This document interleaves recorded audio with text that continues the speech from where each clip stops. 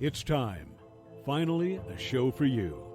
A once-a-week extravaganza, giving you the weekend's movies, the week's cons and entertainment events, what is worth watching on television for the week, the weekly comic book, novel, game, and collectible releases, as well as entertainment news and information. Everything you want, everything you need in pop culture. It's Pop Culture Kaboom with your host, Jimmy Jones. And hello, world. Spencer Stoner is out this evening, but behind the big board is Rob Nault. Hello, hello, hello. And I, your not so humble host of all things Pop Culture Kaboom, Jimmy Jones, are here. Tonight we will give you everything you want, everything you need from pop culture entertainment with the latest news and information from the past week and sneak peeks at releases coming out for the next week. Literally next week. Whether you consider Sunday the end of your week or the beginning of it, go into Monday, the best informed person you know, as we provide you with the latest news, information, and releases from television, comic books, movies, novels, cons and events, toys and collectibles, and games. The Pop Culture Kaboom radio show is also your place on the radio dial for you to talk about your favorite fandoms. We will be joined by Tony Sanfilippo, Filippo's Horrible Reviews, to go over the movies set to release this coming week. And we have two special guests this evening.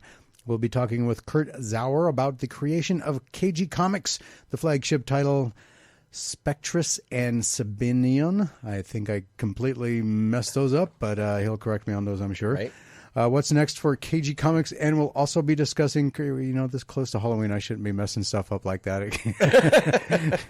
Like cons or something. Discussing Kurt Zauer's latest Kickstarter launch for Roxy Vampire and all the Kickstarter tiers and perks you can obtain. We'll be talking with Sandy King-Carpenter about producing legendary director John Carpenter's return to directing with the horror anthology Suburban Screams, which is available right now on Peacock. And what's next in television and film projects for Storm King Productions that she'll be able to talk about without violating any of those pesky NDAs. And we'll also be talking with Sandy King-Carpenter about Storm King Productions' upcoming comic books, including one for Storm King Productions imprint Storm Kids. So all kinds of stuff on tap tonight for as far as guests go. All this and your comments and thoughts on the 7 pillars of pop culture entertainment, your favorite fandoms, and everything discussed on the show. If you'd like to add your voice, you can call us at 775-515-4141 anytime during the Pop Culture Kaboom radio show. Or if you are too shy for the phones, you can always just send me a direct message through the Pop Culture Kaboom Facebook page, which I have up right now. And I know Eric is listening because he just commented on the show that was on just previously before us. So he says every time he turns it on, I'm not going to paraphrase. I'm going to quote him exactly here. All right, let's go. Let's go. Okay, I don't know what goes through the host of Jet Set, but every time I link in to the show, the showcast, it freaks me out. There's usually a theme. I know that because when we get here, like we usually get like the beginning, but I always forget like what the theme is. And she never announces one, so if there is a theme, I have no idea what it is. So, but anyway, I thought I was quite interesting. That last song was did get kind of. It was different. Record skipping kind of it was vocal different. line that was very, very odd. But anyway, if you want to comment, you can call us 775-515-4141, or you can send us a direct message, and you're always welcome to do that. But if you cannot or do not have time, we have a caller already. Well, that didn't take long. All right. And hello, caller. Who is this, and where are you calling from? Hey, it's Robert from Dreamwell. Hey, Robert, how's it going? How was all right? How was Trick or Read yesterday? I haven't gotten into that, but I was going to talk about a little bit about that from yesterday. Well, it was awesome, and I want to thank you for coming out and supporting. No problem. Anytime. Actually, I got a big news article we're going to be covering today regarding November 20th. Awesome. Do you know what November 20th is, Robert? No. What? Okay. No. I thought it was 22nd. Oh, hold on. Now I got to go and look. Hold on. You're right. Wednesday, the 22nd of November. That makes more sense. You know what that date is. What day is that? That's a new comic book day. Well, aside from that, there's a big thing going on from Comics Pro. Oh, I don't know. Okay. Yay, we get to be the first to tell you. Yeah, so please continue to listen to the show. I will. Yeah, I wanted to call and just thank you for coming out and supporting and everything. Oh, you're welcome. It was anytime, and looks like I'll be out there the day before Thanksgiving too for this little thing I'm going to be telling you about later on. Okay, awesome. Sounds good. All right. Well, I'll be listening. So, hey, Rod, nice to say hello to you. Yes, hello to you too. I was hoping to buy a comic, but you didn't have my comic. You got to get in early. We do 2 months in advance. All right, so I have so much free time that I can get out there. So. I hear you. Well, do you know what you want to get 2 months from now, so we can have it in stock for you? No. Yeah, okay. Come in. I'll set you up. Yeah, no, I figured I can come in. You can probably order it or whatever. Yeah, I'm sure I can. Just come on in. I'm here almost every day. Almost every day. Okay. Well, thank you for calling in, sir. And I'll be talking a little bit about the trick or read, so that catch everybody up on that. Since also there was a bunch of stuff going on yesterday and today too. You got just ended actually right as the show started. No, it ends in an hour. MC Hunton is doing her launch for her new book, Devotion, over at Coffee and Comics in Sparks, Nevada. So you still got a little bit over an hour, I believe, if you want to go out there and get her autograph and talk to her about her book, her new one anyway. But sir, thank you, and hope maybe after bring that up, you'll want to call back. Yeah, we'll see. All right, I'll be listening. All right, all right. Bye. Okay. You are always welcome to send us an email with your questions or comments about anything discussed on the show, your favorite fandoms, or with the 7 pillars of pop culture entertainment. You can send that email to popculturekaboom@gmail.com. Please put in the subject line question, comment, concern, or my fandom. In the body of the email, please add your name and city, state, or country. With the name, just your first name. I don't need your whole name, and you do need to add a name because I will not be giving out email addresses over the air. So there you are. Then fire away with what's on your mind. I respond to each and every email, or if they are for Spencer or Rob, I will forward the email to them to respond back to you. Bear in mind, it will be read on the air unless you specify for it not to be. Had a couple of those, but so I can't mention those. But no emails for you or Spencer yet. I don't know what's up with that. That's okay. Are you sure? Yeah, I'm sure. Okay. I'd be happy to answer any, but yeah. All right. First up, Matt from Reno, Nevada. This goes back to last week, the Phoenix question of the week about the creepiest song, not artist, but the actual song that reminds you of Halloween, I guess. I'm kind of paraphrasing now because I can't remember what the exact question was last week. But he put scary song, I'll Be Watching You by the Police. So, yeah, that is a creepy song because it sounds, if you listen to it, it sounds like it's about stalking. It is. So, and then Dan in Phoenix, Arizona.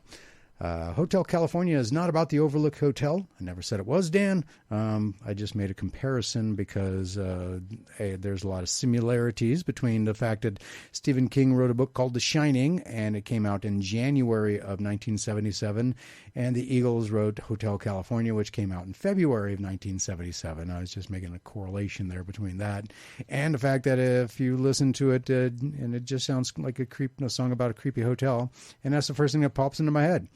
But Dan went on to say, the band has very much said it was written as a warning about the music industry. Okay, well, they should have been a little bit more forthcoming with what their songs are about, I guess. I don't know what else to say about that because you can read into it. That's a great thing about music is you can read into it what you want. It's the Eagles. I'm sure drugs were probably involved. Well, yeah. And it was the 70s. I mean, come on. You know. So, and then he closes it out by saying, learn your history. The Eagles aren't my history, but I'm not related to any of them. So, right. Not my history per se, but I do know music, some music but like I said, with a song, you listen to the song for the song and you get out of it, whether the artist intended it or not, people will read into music and get out of it what touches them. And that's how that song touched me, as a creepy song about like the Overlook Hotel or something like that. So where it was just really creepy. Okay, Dan, Lydia in Carson City, Nevada. When is the new Aquaman coming out, and why hasn't there been much press about it? And why do you hate Zack Snyder's take on the DC so much? And why do you do run-on sentences? Well, I know Aquaman's coming out in December. December 20th, 2023, delayed over a year, is the current release date for Aquaman and the Lost Kingdom. Right. As far as why such limited press, there really hasn't been. I just don't cover it because it's just been a lot of drama. Jason Momoa dressing up as Johnny Depp to torment Amber Heard and just goofy crap like that. I mean, so that's why I haven't talked about it. The Snyderverse is dead, and this film is pretty much the last death throes of that troubled time in DC films. Once it's out, Jason Momoa won't be Aquaman anymore, joining the rest of the Snyder Justice League in the Hall of Retirement. He's going to be Lobo. Maybe. Yeah, he's in talks right now to be Lobo. Yeah, see, he's in talks, so he's been saying that. So we now have to wait and see what the James Gunn era will look like, which I'm not going to make comments on until I see something about it. I mean, I know what he's announced so far, and who's going to be doing what as far as from his own mouth, so to speak. But until something is actually in the form of a teaser or a teaser trailer of any sort, I'm going to hold judgment and hope for the best. Quite honestly, so. Well, in all honesty, most of the movies from the Snyderverse were pretty bad. Yes, they were. I mean, my wife, and she doesn't watch a lot of them, but she watches them, and she was like, The Flash. She was like, that was terrible. She's like, I can't even believe they released that. So that's kind of why we don't really like the Snyderverse. It's he had a few. I mean, I liked Man of Steel was good. Yeah. And I did like Justice League. I liked his Snyderverse. I'm sorry, I was one of those people that did like that 3-hour black and white version. I liked it.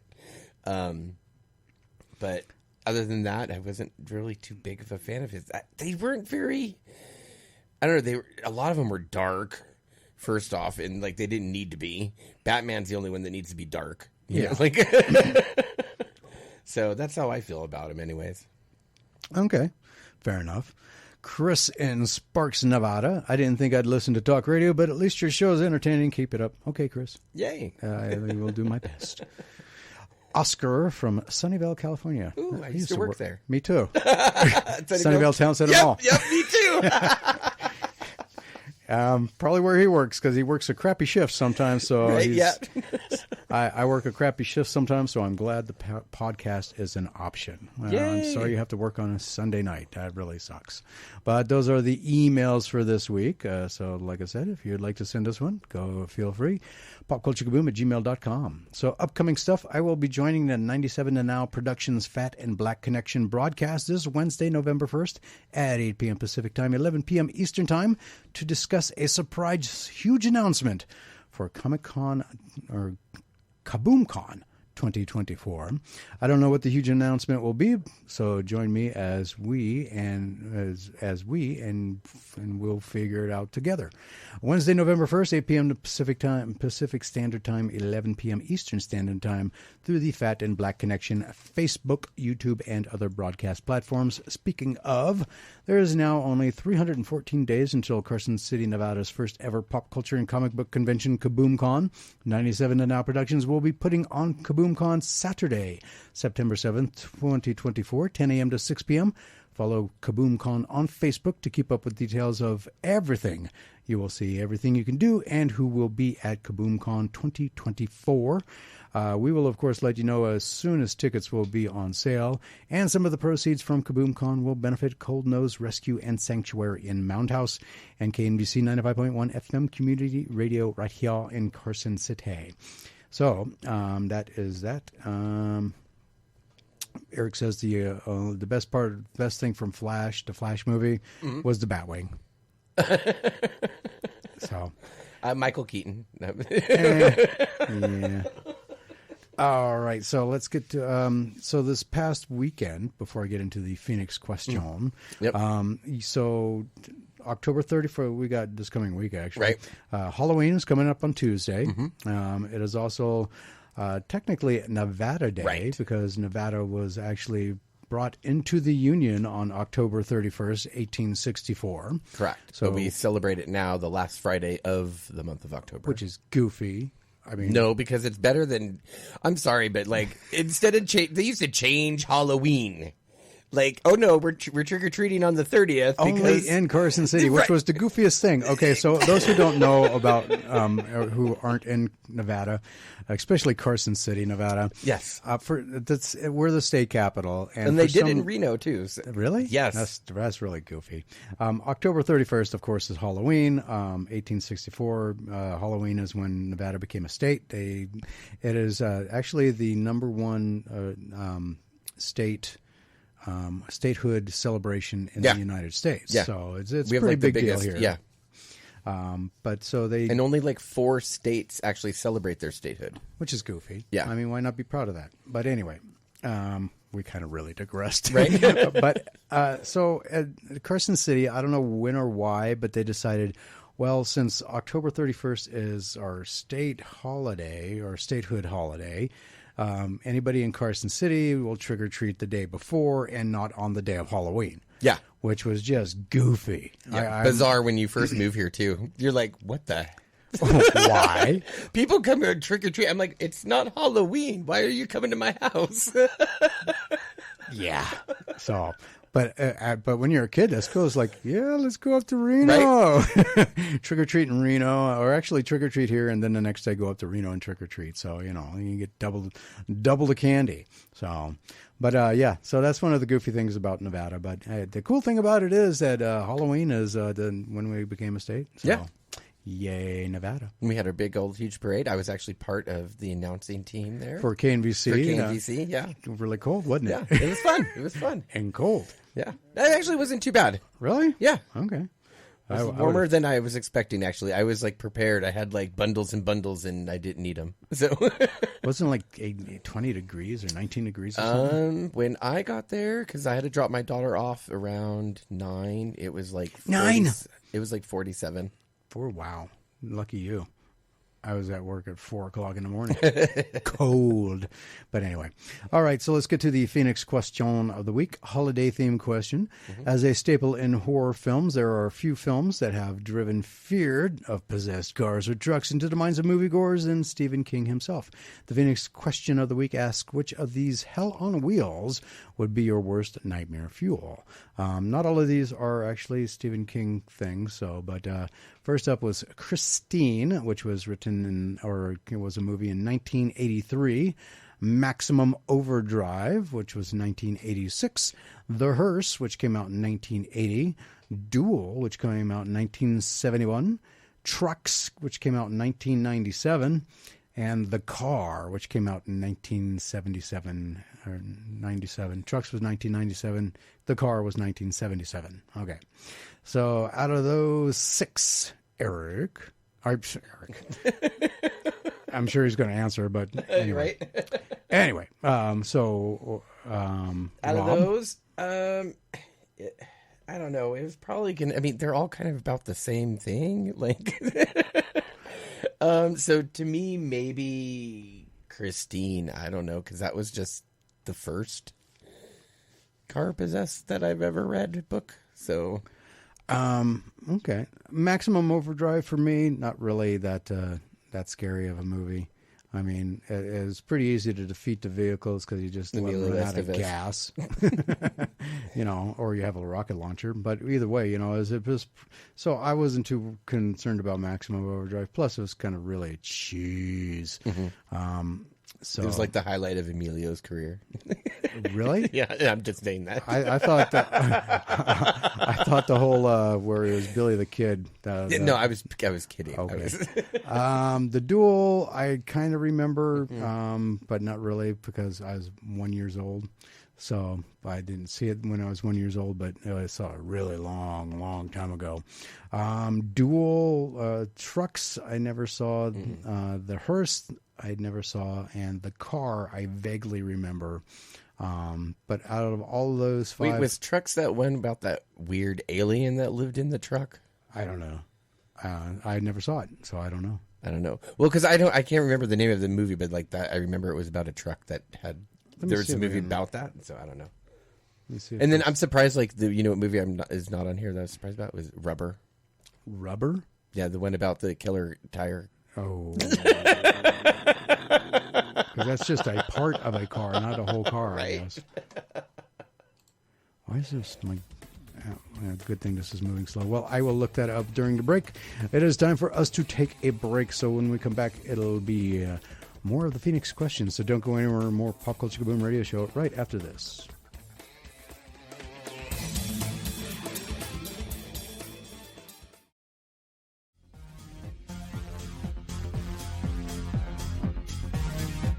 Welcome back to the Pop Culture Kaboom Radio Show. Everything you want, everything you need in pop culture entertainment. We're going over the Phoenix question of the week.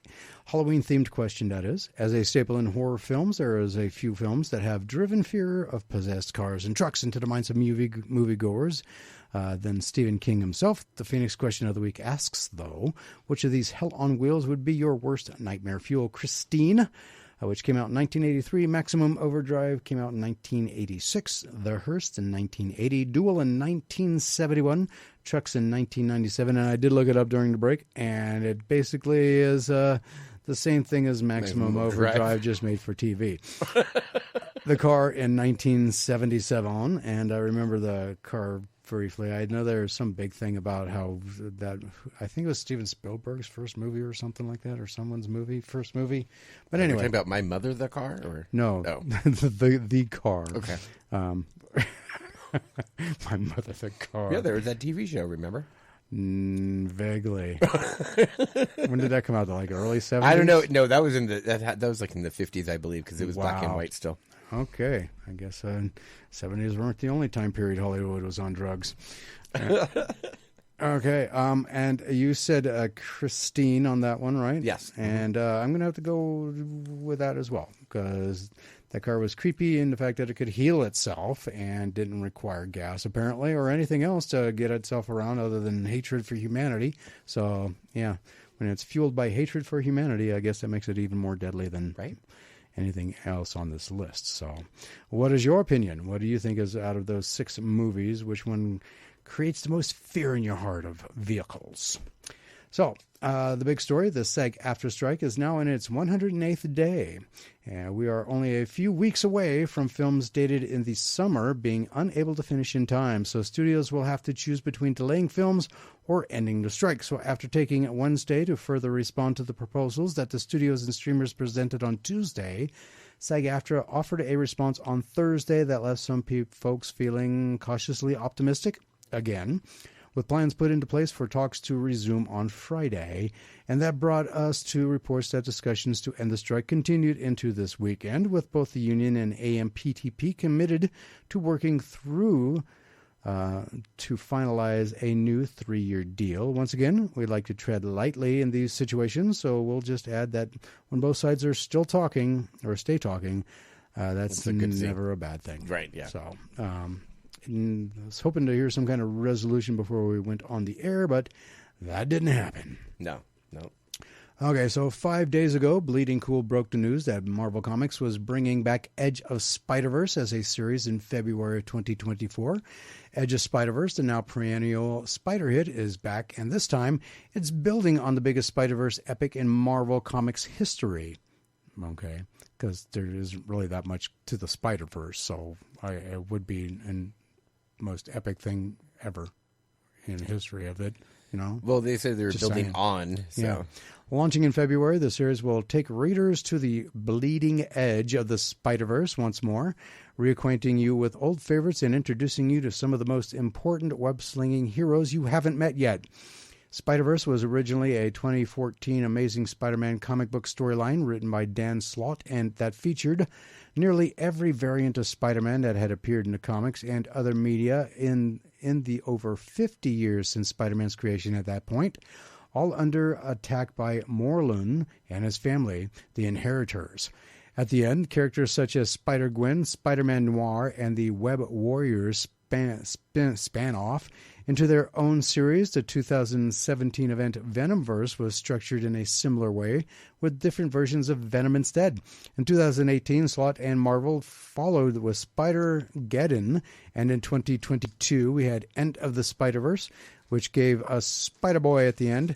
Previous installments also revealed secrets behind Spider-Boy's origins and laid the groundwork for new eras of icons Spider-Man India and Arana.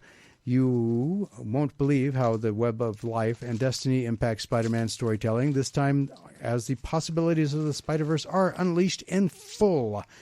Edge of Spider-Verse #1 kicks things off with the very first appearance of Weapon 8. All right. Or V111. And the exciting comeback of the tech-savvy Spider-Bite, BYTE. Oh, okay. So, yeah, all right, okay. Spoilers. But Wildcats ends with issue number 12. That's it, no more. Final issue in November. Zealot is in Birds of Prey now. That's that. No more Grifter or Midnighter and Apollo series crossovers either. Gamora, not from the Guardians of the Galaxy, is no longer in the Superman books. And today's Stormwatch story is in the Brave and the Bold #6. Ends on a very indeterminate note on the Skywatch satellite. While in Unstoppable Doom Patrol #7, there is a minor mention as the Candlestick Man crosses from one reality to another using the bleed introduced in Stormwatch and the Authority back in the day. So now what? Well, Wildstorm fans are pinning a lot on the upcoming Outsiders, which seems to reflect the series' planetary and even includes a new version of the character, the Drummer, with Tim Fox and Kate Kane taking on the roles previously played by Elijah Snow and Chiquita Wagner. But how much is this actually of Wildstorm? And how much a homage? The Outsiders will be a Wildstorm-focused book. It will actually feature planetary century babies and, more importantly, the Carrier, the sentient home of the Authority, who will explicitly remember a variety of Authority adventures, whatever that means. Yeah, that was a lot. That was and written so confusingly. I have no idea what I just got them saying. Yeah. Uh-oh, Eric's upset. Does that mean my Wildcats #8 disappeared? Yes, it is going up. It depends on where the series goes. And if this ends with it all just completely disappearing, maybe.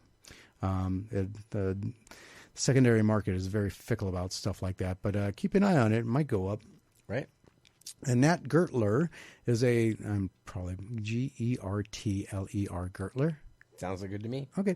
Is a comic book and related hero, an Eisner Award-winning comics history writer, putting work back into print that had been unduly forgotten, missed out from the canon, or in urgent need of archiving. From religious-themed cartoons to superhero comics, The Factor, from Stephen Weiner's analysis of Jeff Smith's Bone to a facsimile of the Green Book, his work as about comics is always worthy of note. But it is generally sold direct to the customer or direct to interested bookstores. But now, About Comics is returning to the direct market distribution system, courtesy of Diamond Comic Distributors. For the first time in over a decade, turns out that when a distributor loses a chunk of Marvel, DC, Image, Dark Horse, and IDW, all sorts of things are possible. And so for About Comics' 25th anniversary, Nat Gertler says that we're doing something that is quite normal for a typical comics publisher. We're putting books through direct market distribution channels. Over a decade since we last solicited a book through Diamond Comics Distributors, we now have not one but two books in the just released November 2023 issue of Previews. The Jam, Urban Adventures Volume 1, Beginnings, and Scott Shaw's Comics and Stories. We already have several more existing titles and upcoming releases that we will be offering through Diamond in the months to come. Be sure to tell your local comic shop that you want them. Got to say it like Batman. You want them. Okay. With that being said. From comic books being released on November 1st. Can you believe it's already November 1st? At least here. I highlight the number one issues and or major story or anniversary issues that are being released because those are the ones that have the most value interest to collectors and investors. Don't base your buying decisions solely on my opinion. It, after all, is only my opinion. To keep this list to a minimum, I do not include in it trade paperbacks, graphic novel collections, hardcover, softcover volumes, or reprints. If you are an independent comic book company or creator and you have something coming out, please let me know by sending me an email at popculturekaboom@gmail.com. Put upcoming comics in the subject line and include in the body of the email. Put the publisher's name, the title of the book or books, when the book or books will be coming out, and the issue number so I can add your book or books in the future. First up, Ablaze Publishing has Almost Dead number 1 with a wallet-busting 5 cover variants. American Mythology Productions has Outer Space Men number 1 with 4 cover variants. Antarctic Press has Punchline Sketchbook number 1 one-shot. AWA Studios has Red Light number 1 of 4 with 4 cover variants. Bad Kids Press has Bad Kids Press presents The Lumberjack Bride number 1 one-shot. The Lumberjack Bride kind of sounds like a Broadway musical, don't it? Boom Studios has Space Between number 1 of 4 with a wallet-busting 5 cover variants. Center for Cartoon Studies. Okay. Let's talk about it. A Graphic Guide to Mental Health number 1. Okay. Yeah. Comics Bureau has Blowtorch Bad Roads number 1. Dark Horse Comics has Canary number 1 with a wallet-busting 8 cover variants. Stranger Things The Voyage number 1 with 4 cover variants. DC Comics, here you go, Lydia. Aquaman and the Lost Kingdom Special number 1 one-shot with a wallet-busting 5 cover variants. Batman, Catwoman, The Gotham War Scorched Earth number 1 one-shot with a wallet-busting 7 cover variants. Return of Superman 30th Anniversary Special number 1 one-shot with a wallet-busting 8 cover variants. That is just basically a money grab of epic proportions right there. Because the Return of Superman, right. 30th anniversary, 30 years ago, they killed off Superman, and then they brought him back. Right, yeah, the death of Superman, I remember that. Yeah. It was huge, the whole, black comic, and, yeah. Yep. And you got the little armband that you could wear and all that fun stuff, yeah. Supergirl Special number 1 one-shot with a wallet-busting 6 cover variants. Dynamite Entertainment has Savage Red Sonja number 1. With a wallet-busting, or actually with a bank-busting 13 cover variants. They didn't go completely crazy. I quite was expecting more. Me too. Image Comics has Blood Commandment number 1 of 4 with a wallet-busting 5 cover variants. Marvel Comics has It's Jeff, the Jeff First number 1 with 3 cover variants. Now, I don't know why this is actually making the jump to actual printed page. Jeff is a shark. It's like a land. It's called Jeff the Land Shark. Okay. And, yeah. There's no dialogue at all. It's just this land shark flopping around doing stuff. Okay. Is he a villain, a hero? No, he just exists. Okay. Yeah. That's, yeah. Was it like a YouTube thing that started first? I'm very no, confused now. It was Marvel Comics. It was off their digital platform. That's okay, so it was started. off of a digital platform. Okay. Yeah, which should just stayed there. Anyway. Spider-Boy number 1 with a wallet-busting 8 cover variants. Ultimate Universe number 1 with a wallet-busting 6 cover variants. White Widow number 1 with a wallet-busting 7 cover variants. Omnipress has Faceless and the Family number 1 of 4 with a wallet-busting 7 cover variants. Rebellion 2000 AD has Mega City Max number 1 with 1 shot. Red 5 Comics has Dying Days number 1. Scout Comics has A Haunting on Mars number 1 with 2 cover variants. Udon Entertainment has Street Fighter Omega number 1 with 5 cover variants.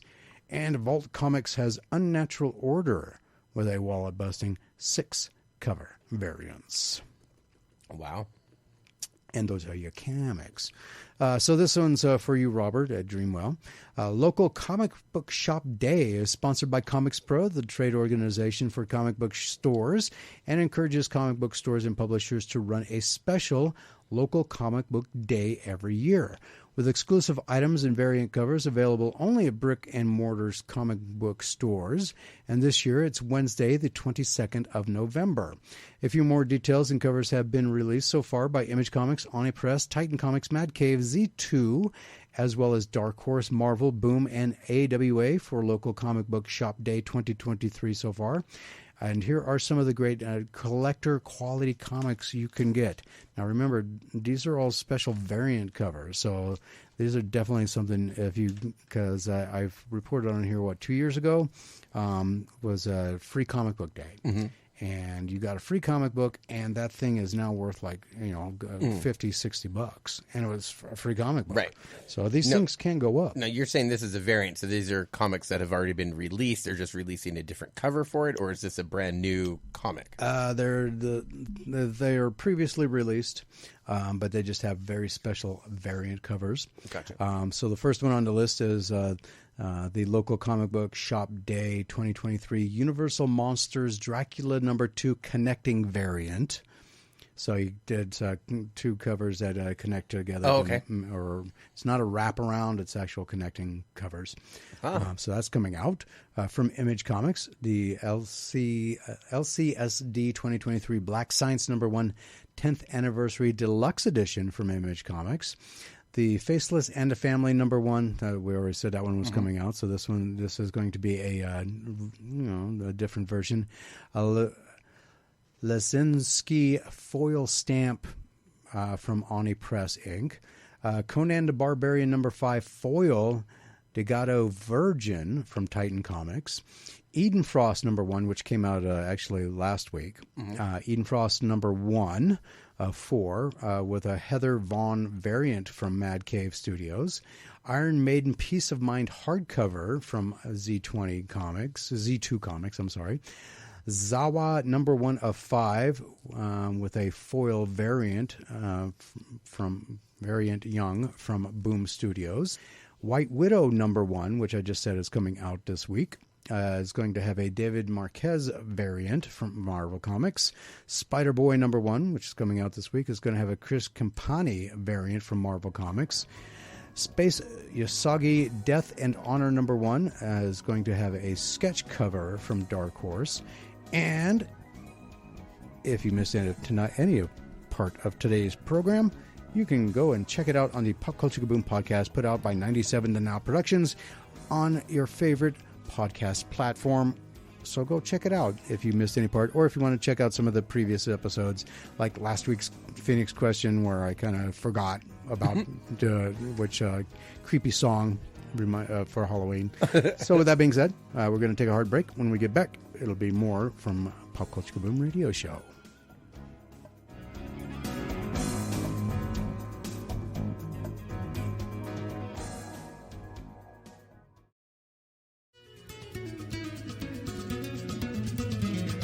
Welcome back to the Pop Culture Kaboom Radio Show. Everything you want, everything you need in pop culture entertainment. I was going over the cool variants that you will be able to get your hands on for the 22nd of November for your local comic book shop day from Comics Pro, the trade organization for comic book stores.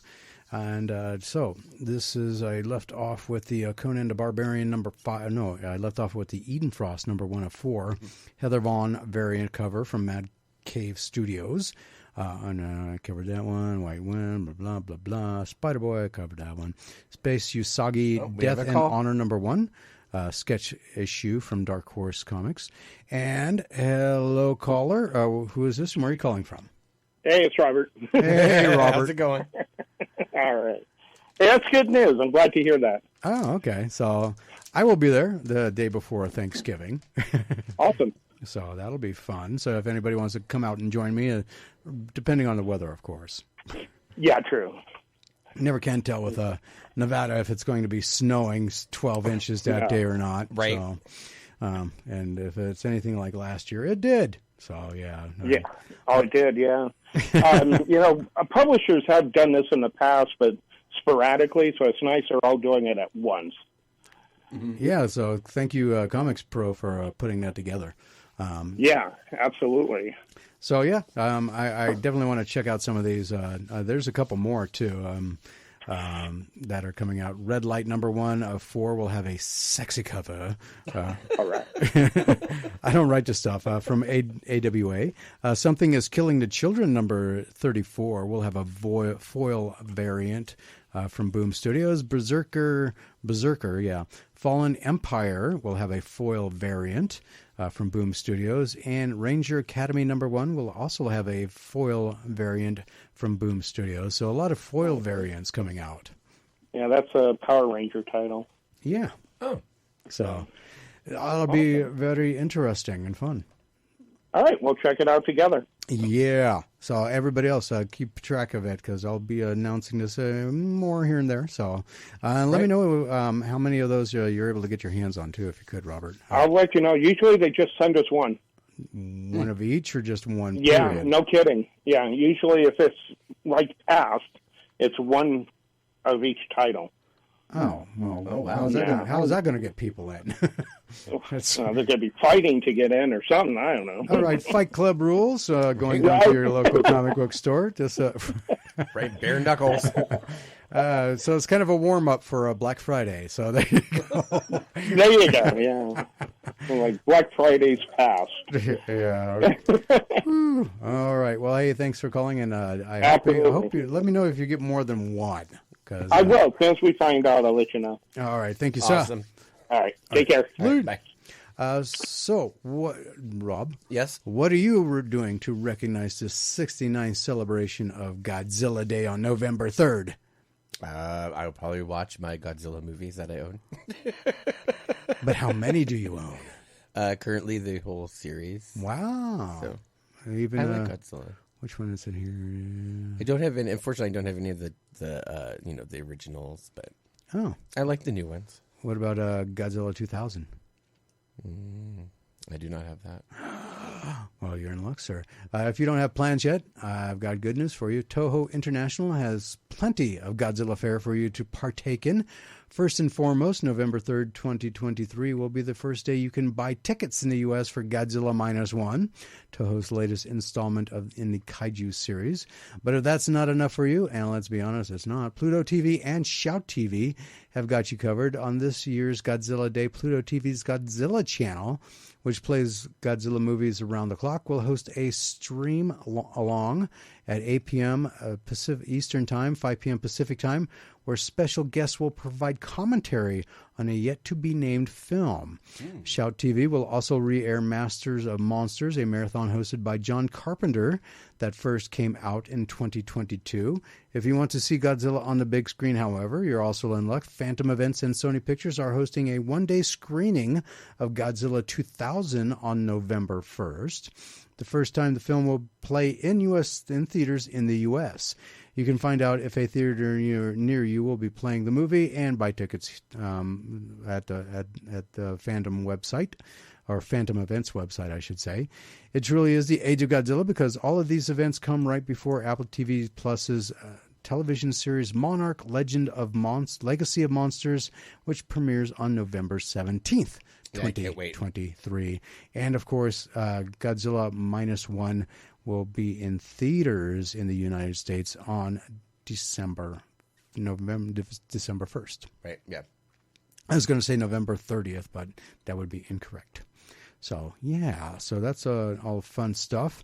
So let's get to the, before we get to our one of our big interviews, because very shortly here we're going to have Kurt Zauer coming up. But here are the cons and events I was able to find going on worldwide the week of October 30th through November 5th. I cannot stress enough that if you do not go to these events, they will stop happening or will not return to your area. So if you're thinking I'll go next week, next month, next year, they might not happen near you ever again, period. If one or more of these are near you, go check them out. And if they are not, check your local game, hobby, or comic book shops for great events that they have going on weekly. Yeah, in your area. If you have or know of a pop culture event coming up in your area, I can add to this list. Please contact me at popculturekaboom@gmail.com. Put upcoming event in the subject line, and in the body of the email, include the name of the event, the date or dates it will be running, and where it will be taking place, so I can add it to my upcoming list. Speaking of... I'm going to throw this one out there because I just found out about this one the other day. And it's the biggest little Toy Con 2023 happening at the Grand Sierra Resort November 4th. Wow. So next Saturday. And this is going to be free admission to the public. Wow. So, and from what I understand, they have over 100 vendors that are going to be there. So I'm going to go check it out because it looks like it'll be fun. Also, coming up October 30th through November 2nd is the biggest little fur con happening at the Grand Sierra Resort and Casino in Reno. The Grand Sierra Resort is becoming like the con place right now.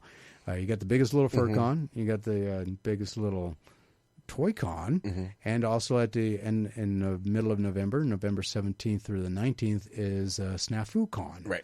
So 3 cons like boom, boom, boom, boom, boom. So I'm going to slaughter this one. November 1st through the 5th is the Furry Blacklight 2023 at the Hilton Paris Charles de Gaulle Airport in France. Charles de Gaulle. Sure. November 1st through the 5th is the Paris Games Week 2023 at the Paris Expo Porte de Versailles in Paris, France. November 2nd through the 3rd is the Game Connection Europe 2023 at the Porte de Versailles in Paris, France. A lot of stuff going on in Paris, France this week. November 2nd through the 5th is Boto's Con 2023 in at the Quai, New Westminster, British Columbia, Canada. Some weird names for places. November 2nd through the 5th is YomaCon. Almost looks like YumaCon. Huntington Place in Detroit Marriott at the Renaissance Center in Detroit, Michigan. November 3rd through the 4th is BlizzCon 2023 at the Anaheim Convention Center in Anaheim, California, so expect a lot of news coming out of that. November 3rd through the 4th is DexaCon 2023 at the Marymount University in Arlington, Virginia. November 3rd through the 5th is Con Niqua 2023 at the Doubletree by Hilton Hotel Tucson. Reed Part in Tucson, Arizona. If I didn't see Arizona, I would have not thought that was Tucson. But anyway, because it looks like Tucson. Anyway. November 3rd through the 5th is Grand Rapids Comic-Con 2023 at the DeVos Place of Grand Rapids, Michigan. November 3rd through the 5th is Heroes Comic-Con Stockholm 2023 at the somewhat Stockholm, Sweden. Yes, I am making half of this up. November 3rd through the 5th is J1 Con 2023 at the Showboat Atlantic City in New Jersey. November 3rd through the 5th is NicoCon 2023 at the Hampton Roads Convention Center in Hampton, Virginia. November 3rd through the 5th is PawCon 2023 at the Doubletree by Hilton Hotel, San Jose, California.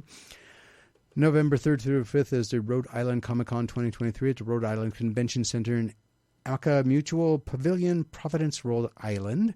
November 3rd through the 5th is RockCon 2023 at the Tabala Event Center in Rockford, Illinois. November 3rd through the 5th is Sin City Anime 2023 at the Gold Coast Hotel and Casino in Las Vegas, Nevada. November 3rd through the 5th is the Twin Cities Con 2023 at the Minneapolis Convention Center, Minneapolis, Minnesota. November 4th is AugustaCon 2023 at the Doubletree by Hilton Hotel, Augusta, Georgia. D-A-M, D''A''M' or dot. Period, whatever. Con 2023 is November 4th at the Four Corners Brewing Company, Dallas, Texas. I have no idea what damn is supposed to mean. November 4th is the Frankfurt Anime Fest 2023 at the Capitol Plaza Hotel in Frankfurt, Kentucky. I was expecting to be in Germany. Right. November 4th is Maryland Toy Expo 2023 at the Maryland State Fairgrounds in Timonium, Maryland. Timonium? sounds like a metal out of a comic book. Right? Yeah, those fake ones. It does. Wizards of the Coast revealed more cards for the next Magic the Gathering set on the way, as we have a clearer picture of what's in the Lost Caverns of Axlan.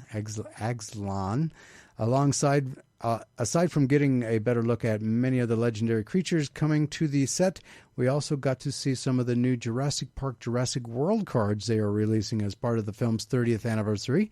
After exploring the wilds in Eldarin, players will return to Axlan, where dinosaurs roam in the lost caverns of Axlan.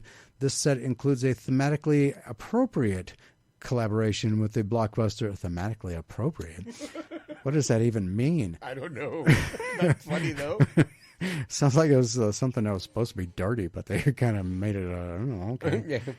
Got to say brown like they chicken, wanted to brown go cow. like they wanted to give them feathers, but because it the movie didn't have feathers on the dinosaurs, so they're doing the cinematic. Thematically, okay. I guess, I don't know. I'm like making that up. I don't know. Okay. Well, hey, that's as good as any excuse, I guess. With the release of Jurassic Park in 1993, with cards featuring brand new artwork that showcase iconic characters and scenes spanning across 6 feature-length films in the Jurassic World franchise. A year after the Pyrexian invasion created terror and havoc across the multiverse, competing expeditions race to reach a secret world hidden below Axlan, seeking vast riches, answers to new mysteries, legendary wonders, and ancient gods newly awakened. Why would you seek an ancient god that was newly awakened? He might just kill you. We will have... No, I'm serious. We will have some familiar faces making a return in this set, including one who will be making his first appearance as a planeswalker. There will be vampires in merfolk and a fresh face who made his debut in the wilds of Eldarin. The Magic the Gathering, The Lost Caverns of Axlan set will drop on November 17th, 2023. Oh. Yay. Cool. I guess. Pokemon trading card game Japan has begun teasing the October 2023 Scarlet and Violet era sister sets. These 2 sets are the Roaring Moon-themed Ancient Roar and the Iron Valiant-themed Future Flash. Both sets hit shelves on, I think they run out of things with these Pokemon, and they're just like throwing words against the wall and seeing what sticks. You know what I'm saying? Yeah, these 2 words go together. Yeah, well, they do now. Both sets hit shelves on October 27th, so they just already hit 2 days ago. Just 1 month after the Terra Garchomp-themed Raging Surf, which is also currently being teased. These expansions will introduce the new future and ancient mechanics, which refer to Paradox Pokemon. We have previously seen Paradox Pokemon like Iron Treads, and Great Tusk in early Scarlet and Violet sets, but the Pokemon trading card game has been mostly holding these special species back for the next wave of expansions. It has already been confirmed that these sets will pair with Raging Surf to make up Scarlet and Violet Paradox Rift, which will be our English-language Pokemon trading card game set for November 2023.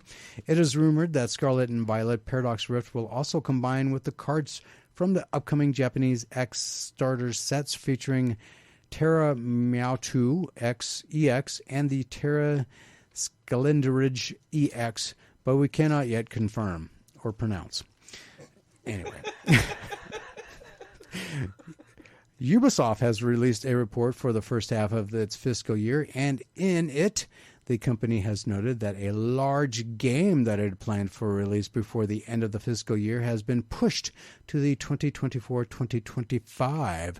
While Ubisoft does not outright say that the game is what the game is, there has been speculation from Video Games Chronicle that the title in question is Star Wars Outlaws.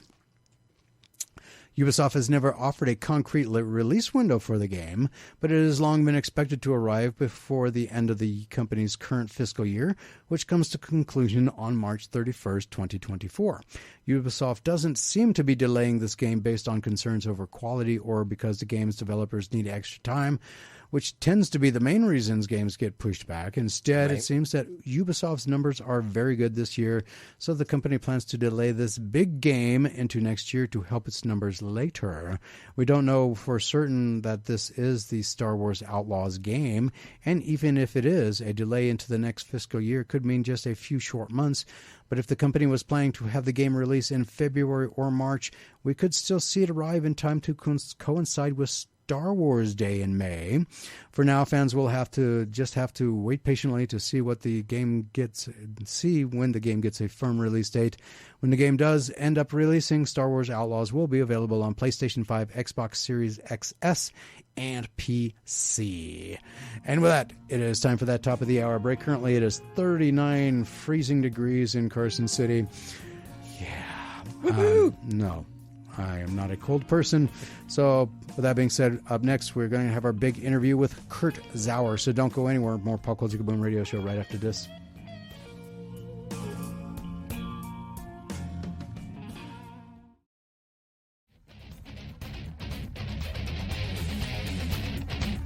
And welcome back to the Pop Culture Kaboom Radio Show. Everything you want, everything you need in pop culture entertainment. A couple little tidbits I got to read here for you. The featured speaker at Monday's Democratic Luncheon will be Dr. Kyle Dalp, president of Western Nevada College. Dr.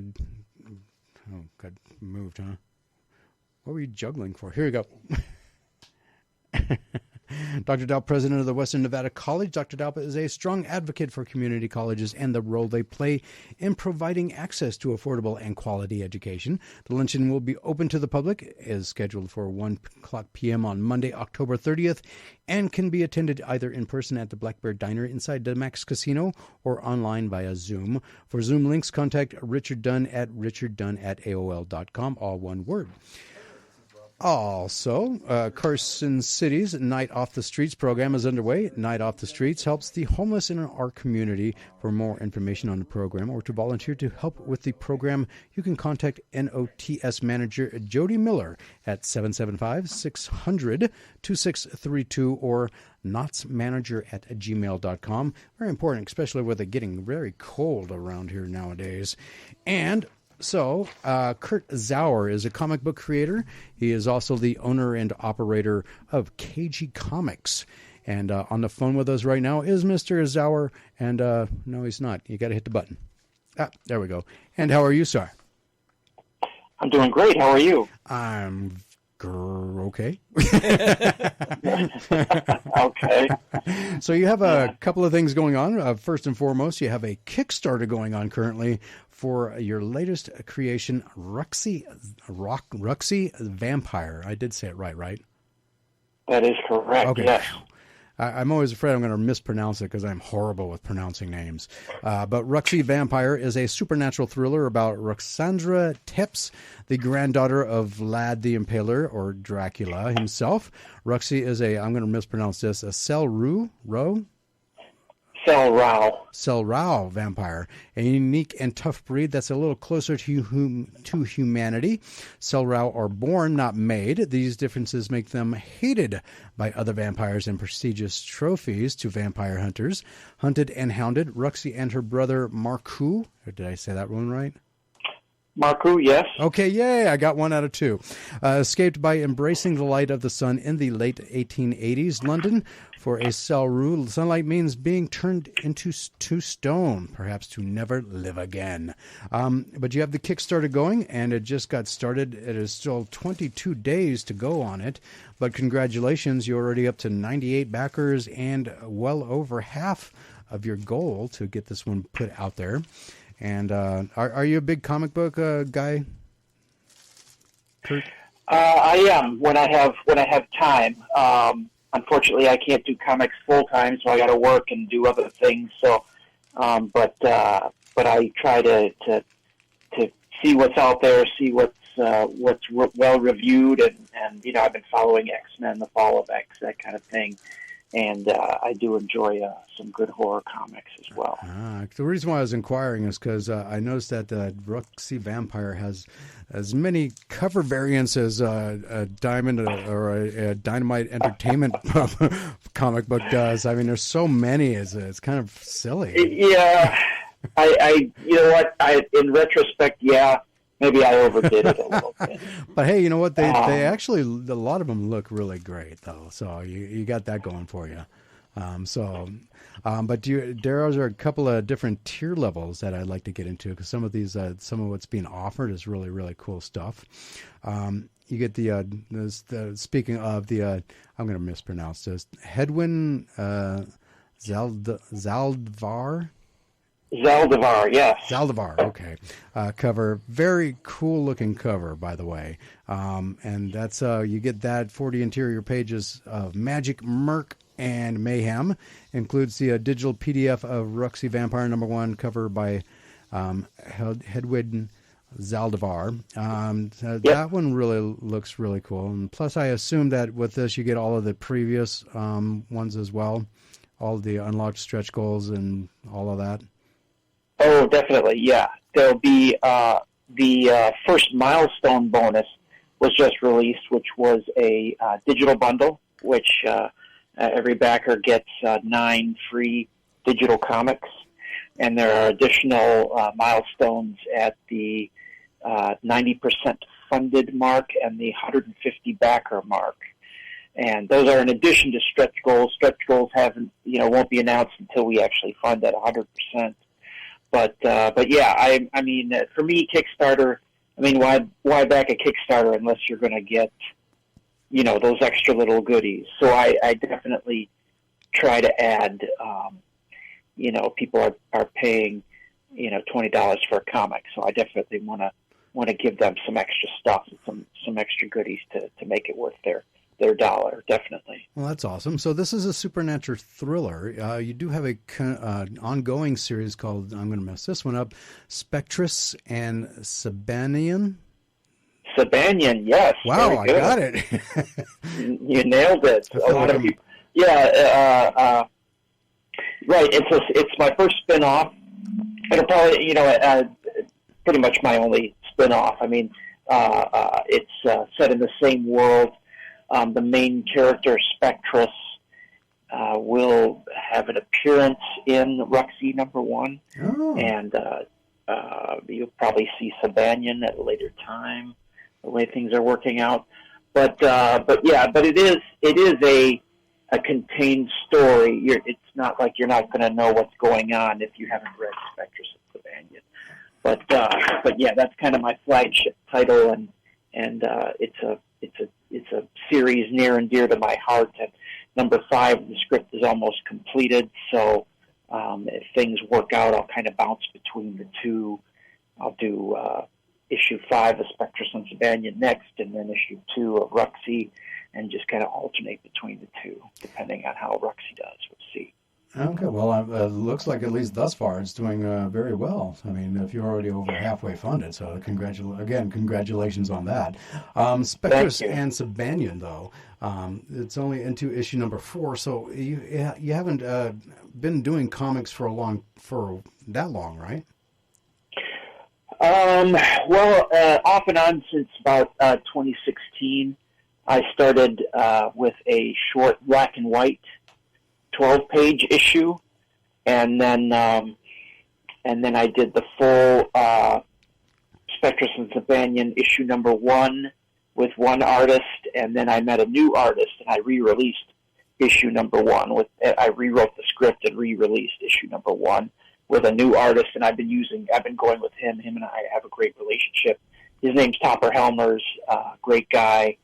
So I've kind of re-released issue 1 with him, and I've stuck with him the rest of the time. So, I wish my output could be a little bit more frequent, but, in there I deployed. I was a National Guardsman. I'm retired now, and so I had a deployment in there. So, yeah, it's taken time, but, I enjoy it, and I'm going to keep going, definitely. Okay. Your bio off of the cageycomics.com website, which I encourage everybody to go take a look at. You can find all of the previous issues of Spectress and Sabanian there, issues 1 through 4, as well as some other interesting things if you want to go and check them out, as well as all of his social media links if you want to find out more about Cagey Comics. or did I say that right? Yeah, I did. Cagey Comics. And all of the social media links as well. But you like superhero comics and ancient Egyptian lore. And you're currently writing the Spectrus and Sabanian supernatural horror and the Ruxy Vampire supernatural thriller. So have you thought maybe like pitching? Because I think if anybody from Marvel is listening right now, you'd be the perfect person to be writing Moon Knight. I guess. Some friends of mine are following Moon Knight. They say it's great right now. But it's ending. Yeah, who knows? That's a problem. They're Right. killing off Mark Spector. So, that's spoiler alert. Sorry. Oh, yeah, no, I haven't been following it, but my a buddy of mine has been raving about it. Says it's great. Yeah, right now it is, but because I got when they started the new series, because Moon Knight's always been one of my favorite characters. I don't know if it had to do with the Egyptian aspect of it or just the character in and of himself, but now that they're killing him off, I mean, I don't get it, but they're replacing him with a new guy, and he's also got a completely different costume. And which looks ridiculous because it looks more like Spawn than anything else, and it's just silly. But the only good thing is that they're replacing his billy clubs or whatever they were that looked too much like daredevils. They're replacing those with the actual ancient Egyptian-looking weaponry. So that's the only cool part about it. Okay. But other than that, I'm not too keen about them, killing off Mark Spector and putting a new guy in there. But maybe I'll like it. I don't know yet. Well, I guess we'll have to wait and see. Wow, yeah, that's a big deal for that, because Moon Knight's always been Mark Spector, right? There's never been a. I think he has been the only one, because he's had different character traits because he's crazy. So he's got all those different personalities going on in his head, but. As far as I know, he's been the only, maybe Robert from Dreamwell Comics will call again and set us straight on that. Right, yeah, no, exactly. But as far as I know, but I've been following Moon Knight ever since and actually I just got the kind of a reprint of Moon Knight when his first appearance in Werewolf by Night. So okay. Yeah, so very cool. I thought it was. So Spectrus and Sabanian sounds like it kind of goes off of that, because it goes off of the Cleopatra against the Romans time period, as far as from where the characters are from, right? Yeah, that's really a great story. From history, I've always enjoyed, even from when I was a little kid. I don't know why, but I've liked the old Egyptian gods and the kind of the art style and that kind of thing. And then you get into the history, and the Cleopatra is just fascinating, and the her last days, as she was the last pharaoh of Egypt, So I thought about it from a kind of a military perspective. If she's worried about an invasion, she's with Mark Antony. And this Roman Emperor Octavian is threatening to invade. What would you do? Well, you might send an assassin to go kill him, and which would effectively save your country. And then if that assassin fails, what does that mean? That kind of ultimate mission failed. That's not something your soul could rest. Afterwards. So that's kind of where the ghost part of it comes into play. So, although there are some, yeah. And then that kind of blends into going into the 1920s, where the Ruxy Vampire story picks up, right? And they're going to be kind of in there as well. Is that something? She'll be in there. She's just the story is mostly Ruxy. She's kind of just tangential to the story, and she also her part of the comic kind of introduces the villain, Ruxy's triplet sister, Zauer, who is a bit of a necromancer and kind of out of her mind. That's how Zauer gets introduced into the story, as she meets. Well, I guess I don't want to get too much into it, but yeah. So she's not a big part of the plot. My characters from my other title, but she's part of the story. So how much of the old Zauer type of Romanian kind of vampiric revenant mythology are you bringing in with Ruxy? Well, I'm basing her on Ruxandra. That Ruxy is short for Ruxandra Tepesh, which was Dracula's the name of his granddaughter. So when I saw that, I was like, oh, that's perfect. And then it gets shortened to Ruxy when she runs into some Chicagoland gangsters. But yeah, the everybody's concept of Vlad the Impaler. He was actually quite a general, and one of the very first military men to introduce firearms into his army to organize the use of gunpowder weapons in his tactics. So he's pretty fascinating that way. I actually know people from Romania, and if you're Romanian, he's a hero. He's maybe he put a few people on spikes, but he's a national hero. He's someone that fought to keep their that portion Wallachia free from the Ottomans. I saw a great meme where it had Vlad the Impaler and he puts a marshmallow on a stick and he's like, there's that meme out there, yeah. Yeah, I can't quote that on the FCC regulated radio, but yeah, he says something. This is great. I'm paraphrasing it, but so a very interesting concept. I think that everybody should go and check it out. Like I said, you can go and check it out at cageycomics.com, and you can find all of the social media links from there. Cagey Comics is also on the Facebook. You'll be able to find links to the Ruxy Vampire Kickstarter, and definitely go check it out. There are some really high value levels and tiers for this. The biggest ones, I got to scroll all the way to the bottom here because you've got a lot. Is original art all wired up.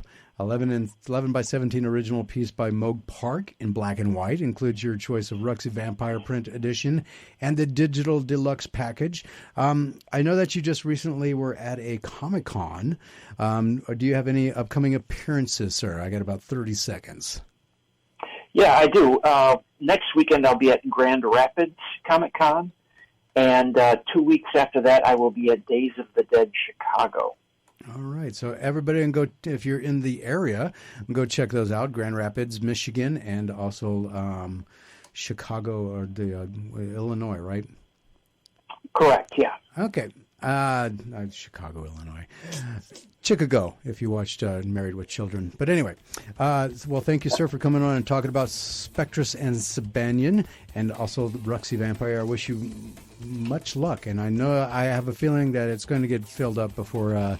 I think you'll have 12 days left on the campaign by when it finally gets completely backed. So fingers are crossed. That is my prediction. And you'll have to come back on and tell me if that happens. Great. Hey, I'd love to. All right. I really appreciate your time. Thank you so much. No problem. You have a good evening, sir, and happy Halloween. Everybody else, we'll be right back with more Pop Culture to Boom radio show, so don't go anywhere.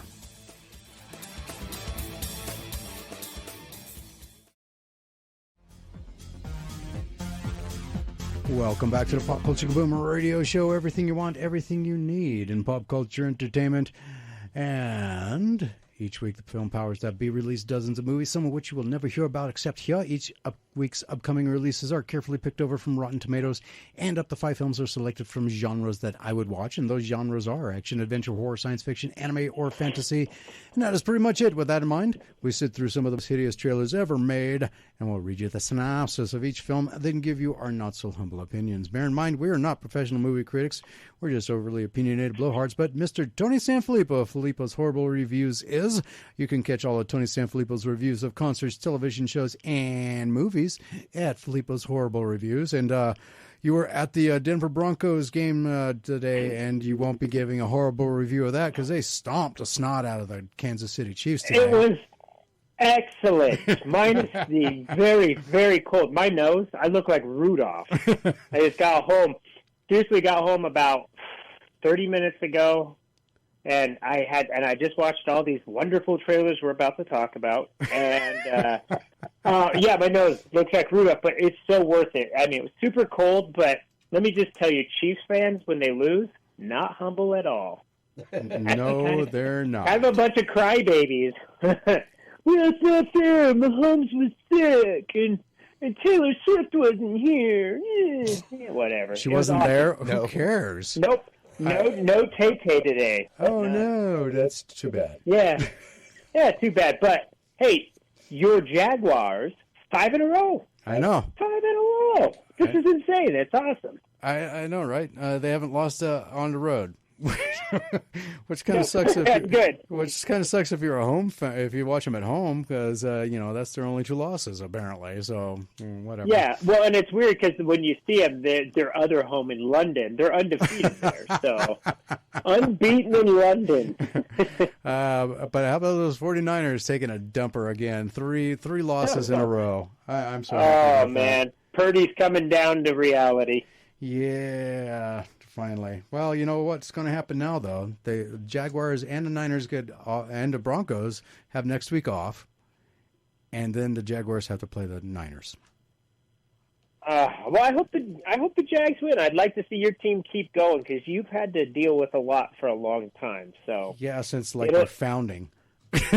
Yeah. So almost 25 years. There was a couple. Yeah, it's been a while, right? Because you had Blake Bortles. That was the last one. Where you got close. Yeah, where we got all the way to the AFC Championship game and lost to the Patriots. So, yeah. And Tom Brady.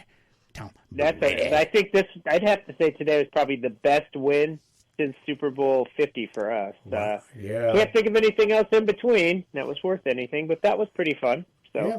So and even the Carolina Panthers won today. So yippee! Oh, finally they finally they won't go 0-16 like the Lions of '97. I think. Nope. Well, it's 17. We're still waiting for that first team to go. 17 and 0-17 actually. Oh yeah, it was 0-16 then. Yeah. Yeah. So they're waiting for that one to hit the mark.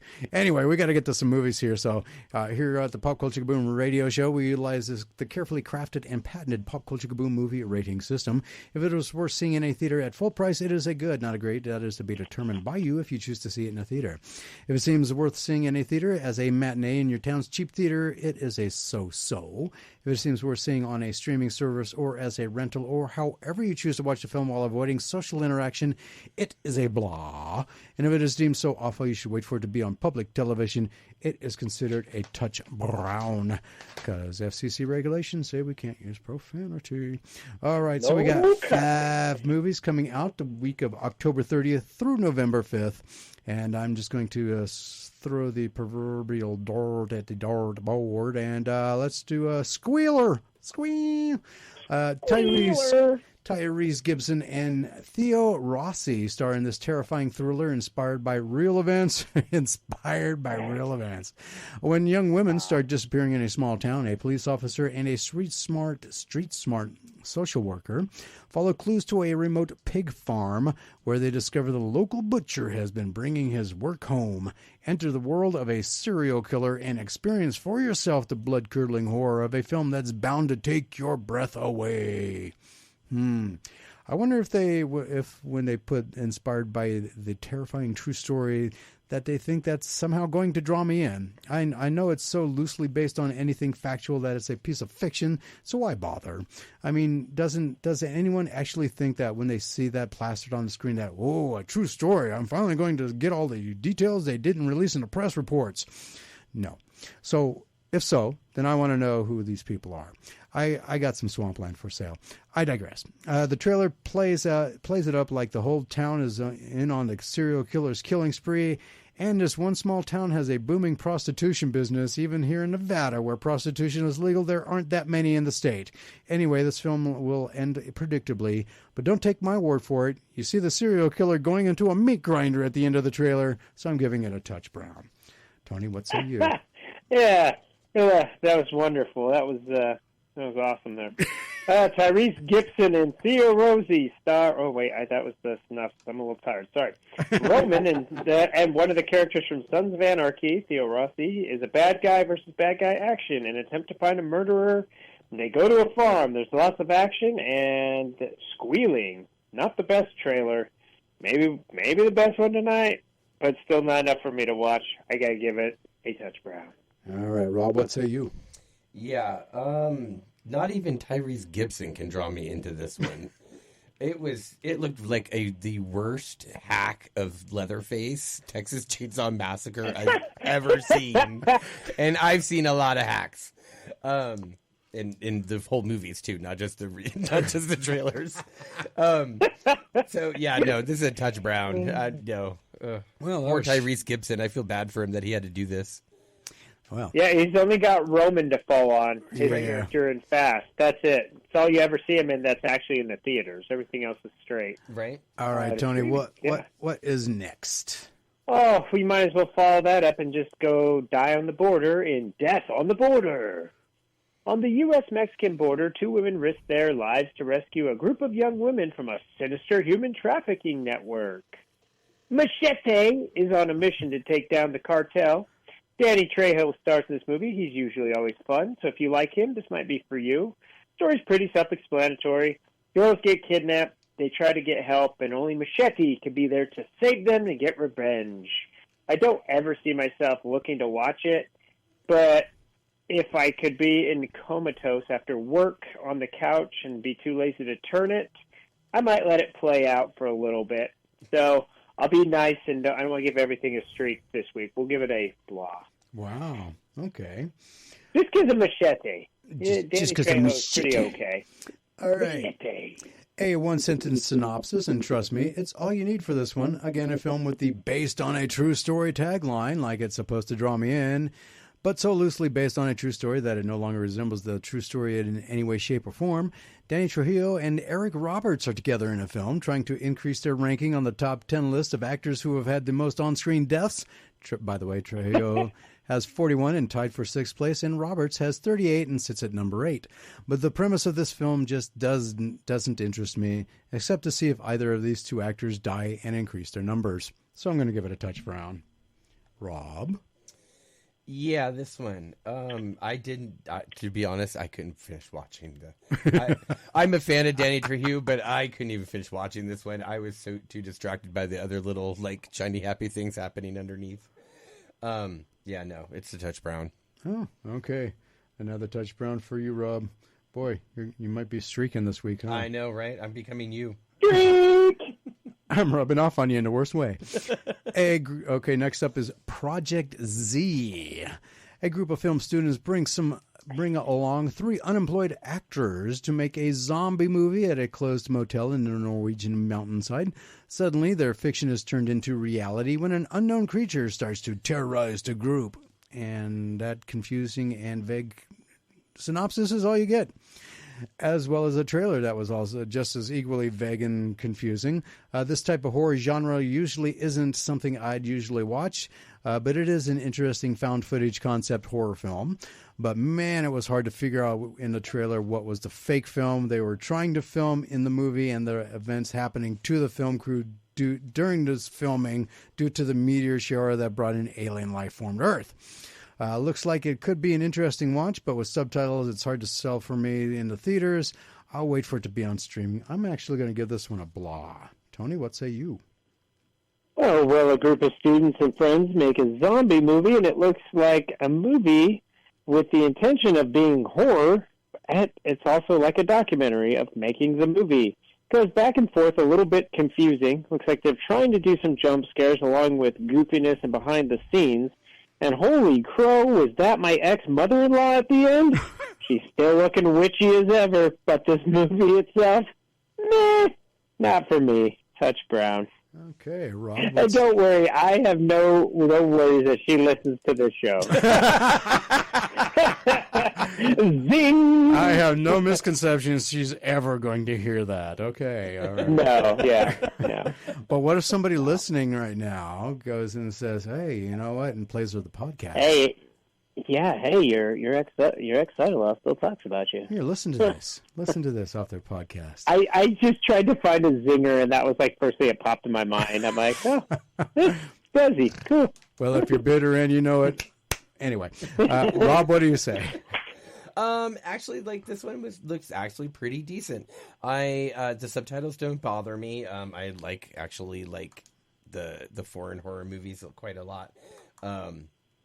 And this one actually looks like it's gonna like fit in. It looks a little, as everyone's been saying, it looks a little confusing, but it also looks fun. They look like they're having a good time out there on the set, and there's like some of like the behind the scenes where they're all in makeup and stuff. So it looks like it's gonna be one of those good like horror comedy ones.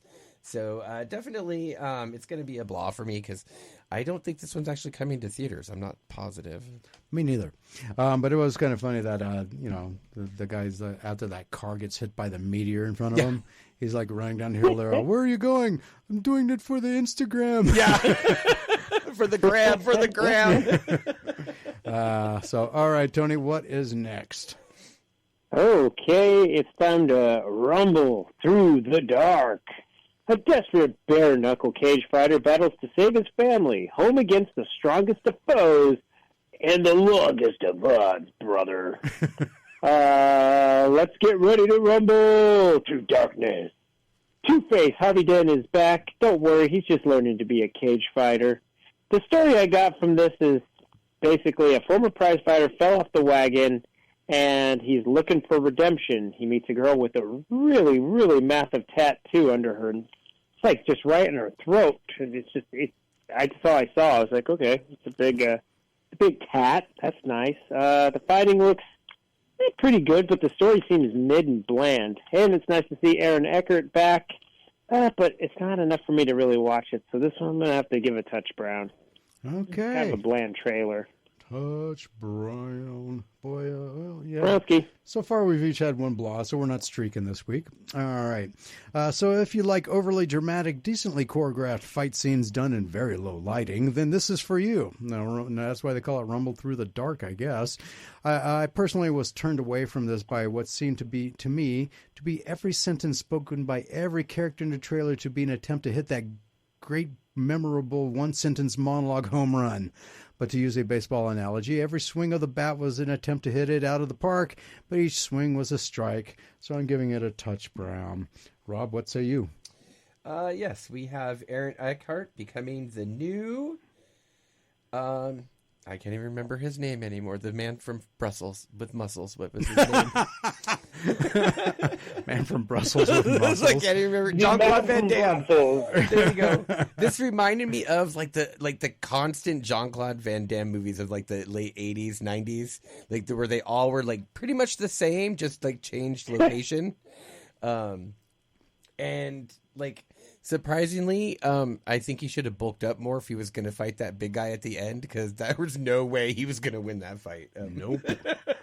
Not when he was taking that clock to the face like that. No, and that guy was like seriously massive. I mean, compared to him. So there's no way, unless there was like jujitsu involved and he could like leverage him or something. So to me, it's going to be a touch brown. Okay, that's the second brown streak of the night, which brings us to the 400-pound gorilla, actually the 40-ounce monkey in the room this week. I like how you put this was the 40-ounce monkey. Not the 400-pound gorilla, just a 40-ounce monkey. No. Well, there's been like no real movies coming to theaters. It's hard to find a 400-pound gorilla these days. Yes, it is. And there's not that big blockbuster. So, you didn't put it on our list. I was surprised. What? Trolls, the new Trolls movie. It wasn't on November 4th. I didn't see it on. It wasn't on Rotten Tomatoes. Not when I looked it up. Maybe I deliberately. Yeah. Maybe it was some kind of subliminal mental block. I don't know. Because I was surprised because we had that weird Inspector Spider one, and then I'm like, we had the Inspector Spider, but we don't have Trolls. Okay. I didn't see it. I swear to God, I wasn't there when I looked twice. Because I had to check something else out on. Oh, actually, yeah, I wanted to bring this up to you since we got like about a minute and a half till we have to go to break anyway. Yeah, we got to kill before the 40-ounce monkey. Yeah. Oh, dude. So remember Freelance that we gave, yes, or that we did last week? Mm-hmm. Yes, I'm still going to see it.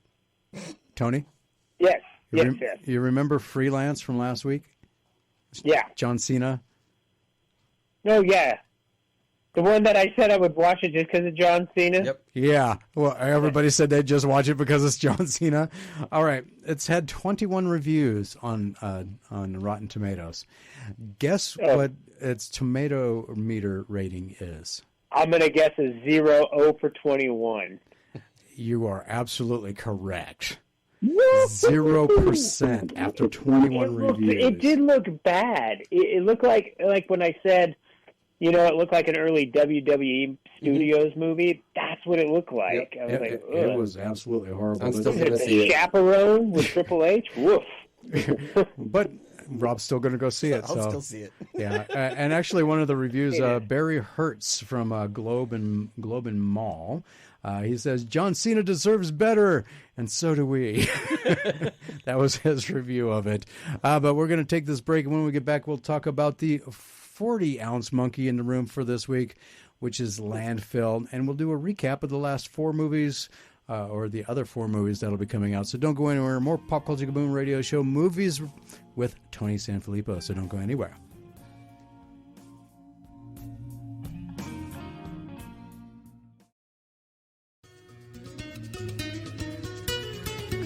Welcome back to the Pop Culture Kaboom Radio Show. Everything you want, everything you need in pop culture entertainment.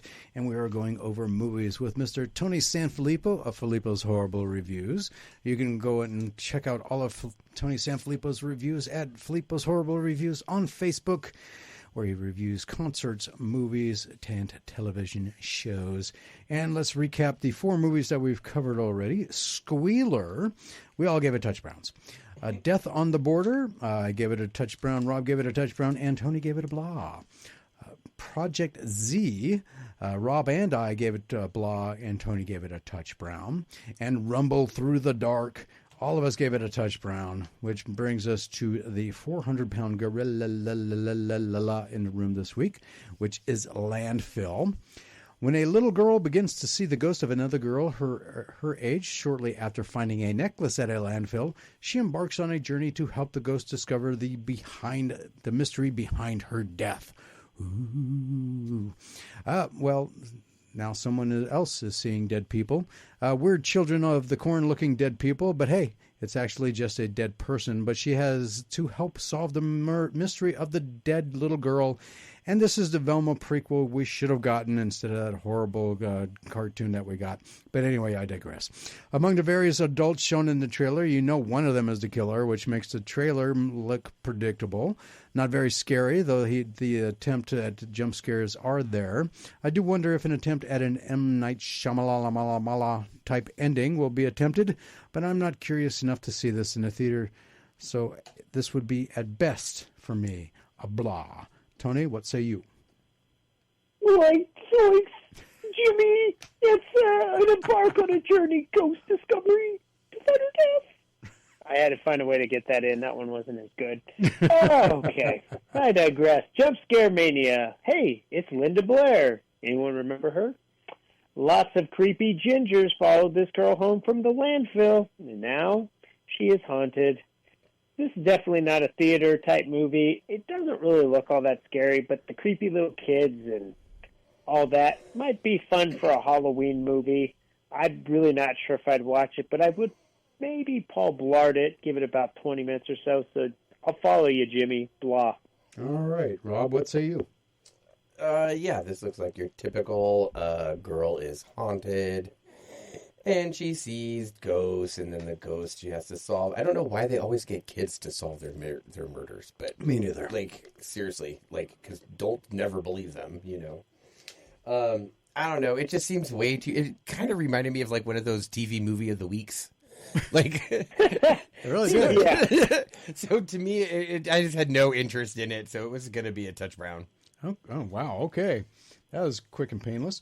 Just pull that Band-Aid right off. All right, so Landfill, blah and blah from Tony and I, and a touch brown from Rob. And those are your big movies that are coming out this week, believe it or not. Boo. Yeah, so November 6th through November 12th, though, has some interesting ones. It's a Wonderful Knife. I'm messing with you, dude. Messing. Huh? I love it. I said messing with you. That's all. The Marvels. So there's going to your 400-pound gorilla finally. Showdown at the Grand. Kane and Cher. It does say Cher with a question mark after it, so I don't know. Is it Kane with a C or Kane with a K? Okay. Kane with a K. Okay. Like Kane Is the it about wrestler. Kane from WWE? Yeah, I don't know. I have no idea what these movies are about, except for the Marvels. That's the only one I know that anything about. And It's a Wonderful Knife because I've already seen the trailer because I just had to. Because, you see that come up. It's a Wonderful Knife. I'm like, okay, what kind of goofy play on words is this to It's a Wonderful Life? But it is a Christmas slasher horror movie. Oh, I love it. Ooh, another Violet Night. Okay, good. Kind of, yeah. Kind of along the same line, both, I guess, verbally and Violet Night was good. With David Harbour. All right, Tony. Did you get caught up with everything television-wise? Yeah, well, Loki, I am caught up on. All right. I did.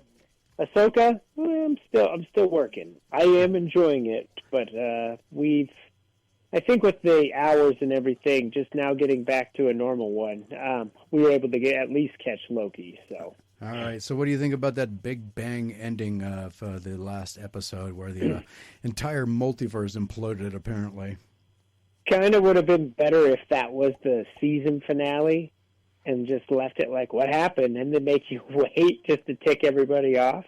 I think they've hinted around it enough where they said everything gets restarted. I mean, they rebooted Miss Minutes, and I think what they're going to come back to is another part. I almost think like Victor Timely's actually, is like, well, because in the comics, like that was a Kang just hiding and pretending because he's good at being like so wimpy and getting the sympathy to not get killed. But he did get killed. He turned into a spaghetti man. Within 10 seconds. Yeah. But I think it's gonna I guess you're right. That's a variant. No, but I see another variant of him, like maybe of Victor Timely coming or something. Yeah. I just please not with that same speech I didn't expect the impediment. spaghetti thing. The spaghetti thing was a little wild. I'm like, oh, okay. Yeah, I don't. It was driving me nuts. Oh my God! I was kind of glad he died, just so I didn't have to hear him talk anymore. Yes. I mean, it wasn't even a stutter. Like it was a weird speech impediment. Yeah. Like Dude. It was terrible. Partners. My wife's just going, is there something wrong with the TV? And I'm like, no. But that death scene, though, man, that Miss Minutes was, like, twisted. Whew. I like that this season. They're just like, all right, let's kill them. Let's kill them. yeah, let's do that. That whole cube death scene and just her little grimacing face. Oh, grimacing. She was, like, smirking. She was like, aha, I gotcha. Like, well, now we know why there's that big old drains in the floor there, though. Right? So. Yeah. That was gruesome. I mean, they didn't show it, but just the noise and the facial expressions. But Miss Minutes makes it, man. She's twisted. Right? Gotta love Tara Strong. So, well, you know what? It makes me wonder what's going to happen now is because, they were talking about bringing Ultron back. So that could be an interesting combination there if if Miss Minutes kind of takes over as, where Ultron left off and or melds with Ultron in a way, you know what I'm saying? Oh, that would be cool. So that'd be cool. I'm curious to see what she gets rebooted as. I liked how she turned into that evil, really generic, just beginning. You'll never be him, right? as her face was getting she was so. Oh my gosh! And she showed jealousy. Like, okay, you're jealous, clock. Like, I'm very. Oh yeah, that was weird too. Yeah, she's like, I could be real. I know that was like. Yeah, that whole okay, exactly. Pinocchio. It was a real boy. Yeah, it was weird, man. It was like kind of uncomfortable to watch. Like, what's I know. I was happening? getting those vibes too. Like when they're on the boat and she's just all jealous looking. Yeah. Because, we got rid of him. Now we can. Yeah, I was like, oh, that's creepy. Yeah, that's. I joked. I won't say the words I said, like watching it with Jamie, but yeah, I was like, oh, Miss Miss, she wants some brown chicken, brown cow. Well, that's what I said to my wife. Hey, too. y'all. I was like, someone's jealous much. Mm-hmm. Jeez Louise. Yeah, so there's. But I do gotta say, this is definitely a good part of the Marvel. Like, 'cause I don't think Marvel's been that great lately, but Loki, I'm really enjoying it. It's a fun ride. I'm enjoying it. That and there's still 2 episodes left, so I mean, we'll see what happens with this. They got. I have a feeling that how this is going to end is going to set up the Deadpool movie. You think so? I really hope that doesn't get scrapped or anything. I know they're on strike or something right now. So. Or something. delayed, or I don't know. I think it's the actor strike now. Yeah, there's been an actor strike for 108 days. So yeah, if it goes on any much longer, then they're going to have to scrap everything for the summer and push it towards the end of the year. I guess I don't know. But they're supposedly working on it through the weekend, though I didn't hear anything in the news about it today, which is kind of sad. But, it is what it is, right? It is what it is. Did you guys, did you already answer your Phoenix question of the week? Yes. Both Rob and I picked Christine. I thought you guys might, because Christine was excellent. I'd never heard of the Hearst or the Highwayman, but I actually chose Maximum Overdrive as mine. Really? See, that one didn't scare me as much because you can let them run out of gas. I mean, yeah, that's true. Well, it was the weird goblin thing. I was really little when I saw it. Oh, okay. The goblin thing creeped me out. Now, obviously, Christine was legit because that car. I mean, that was some twisted stuff in the '80s, but. That goblin, I happened to see it when I was really little, and just the image of the goblin in the semi just kind of freaked me out. So the Green Goblin. Looking at it now, I'm surprised they didn't get sued by Marvel Comics for that. But anyway, right? Yeah, yeah. Maybe they did. Well, it looked kind of like the devil, I had though. To think. Yeah, well, his eyes red and stuff, but I haven't seen that in so long, but. I would imagine if I watched it today, it would be rather stupid. So. Oh yeah, but yeah, Christine, what did I say about it? It's supernaturally powered by the hatred of humanity. So that's when you got to worry about Maximum Overdrive. They can run out of gas, just let them run out of gas. But that one, yeah, it's hatred for humanity fuels it. So yeah, you don't want to be messing with that one. So anyway, we're going to be talking with hold on a second. Five Nights at Freddy's box office, all the records shattered in opening weekend. All the records of what? I don't know. I don't know. I had 2 kids, so I went and saw 78 million in North America. Family on Friday, and they dropped their boys off at the theater to go see Five Nights at Freddy's. Really? That's a horror Both kids movie. came back. I got double the reviews here. One kiddo, and they're both high school kids. One high school kid. Best movie he's ever seen. Another kid said it was the lamest, stupidest piece of what he's ever saw. Wow, so you got both ends of the spectrum there with those reviews. Yeah, so good and bad. I asked Jamie if she would watch it. She said no. I tell you, she's like, I don't do that. I go, come on, it's what's his name? Fazbear or not Fozzie Bear, but Fazbear, whatever. So now it's just weird. Now my daughter, who enjoys video games and everything, she absolutely loved it. When I asked her, I said, "Did you watch it?" She's like, "Yes." I go, "And what do you think?" She's like, "I loved it." Okay. I watched it. It wasn't very scary, but it was a good story. It was a good telling. I liked it. They definitely set up, for sequels. But of course. I'm disappointed in the fact that it was PG-13 because they could have done a little bit more. But I think that keeping it the PG-13, they to get all the kids who watch the video games It was. And they even said the director was like, there's no R-rated, so don't even expect one. We made it exactly PG-13, and we're sticking by that. And, but it was decent, especially for a PG-13 movie, See, and I got to watch it on Peacock, so. See, that one's for the younger generation. I watched the older generation one, so yes, I did watch the Banana Splits movie. Yes, that was great. Oh, yeah. But I will tell you, the animatronics in this were fantastic. I bet they were. You can tell, Jim Henson, because they're the ones who did the special effects for this, and they built the animatronics and stuff. Fabulous work. Absolutely blew this Banana Splits characters away. Well, yeah, I'm sure it would. Absolutely. But I love that movie. I have that one too. And I own Willy's Wonderland, so I have them all. But See, Willy's Wonderland is I have not seen that one yet. I need to watch that one. You have to. It's It's minimalist speaking Nicolas Cage at his ragiest. Interesting description. Okay. So as far as TV, not much going on either on that front either. I mean, I've only been watching really Rick and Morty, which started last weekend. So how's the new voices on that? I mean, the trailer, they sounded really much the same, but they were just quick clips. The voices are, you would not, they have not missed a beat with that. I mean, but it's so easy to find somebody who can imitate a voice nowadays anyway.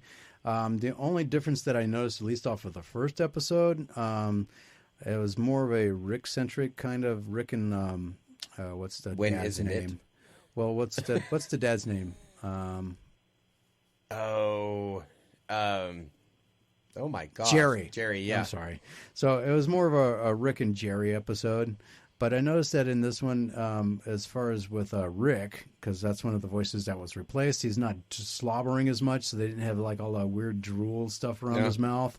Okay. And there wasn't all the burping weird noises when he was talking. So he's not as drunk, apparently. Yeah, it was like it was a sober Rick, but because there wasn't any of the drunk sounding weird bodily noises that when he would just like be talking, he'd be talking. No, I know what you mean. Those things going. Well, come on, Marty. We gotta go. Yeah, so it was lacking that, so it just seemed like it was easier to follow. I mean, what's the right terminology? The sharp wit was still there. The weirdness was still there. So, had gangsters kidnapping Morty for selling crystals, which it was just ended up pretty funny. But anyway, we got to go, Tony. We're going to have Sandy King-Carpenter on talking about the new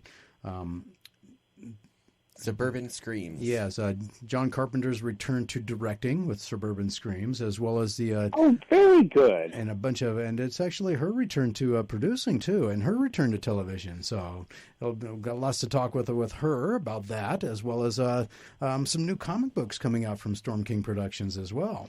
So it's going to be really cool. Well, this is going to be a good interview here. Look forward to it. Yeah, and hopefully, Rob, don't forget, get warmed up now, because you got to be able to hit that dump button. She was really good on the last one, so don't even. I've learned. You don't have to work with me. I know. Like I have to come up with really, really dumbed down words sometimes. Oh, me too. And that's why it sounds like I'm kind of stupid because I'm stumbling for the right word. No, I'm trying to self-censor is what it actually is. Yeah, so. That's what I do too. When I see struggling, I'm like, oh, well, it's something I wanted to say, but I can't say. No, I'm not having a stroke. I'm just censoring myself. All right, sir. It is. Thank you for being part of the show. Talk to you next week. Absolutely, fellas. Thanks for having me. I'll talk to you next week. Thank you. Yeah. And if you missed any part of the show, you can check out the Pop Culture Kaboom podcast on your favorite podcast platform. Everybody else, we'll be right back with our big interview with Sandy King-Carpenter, so don't go anywhere.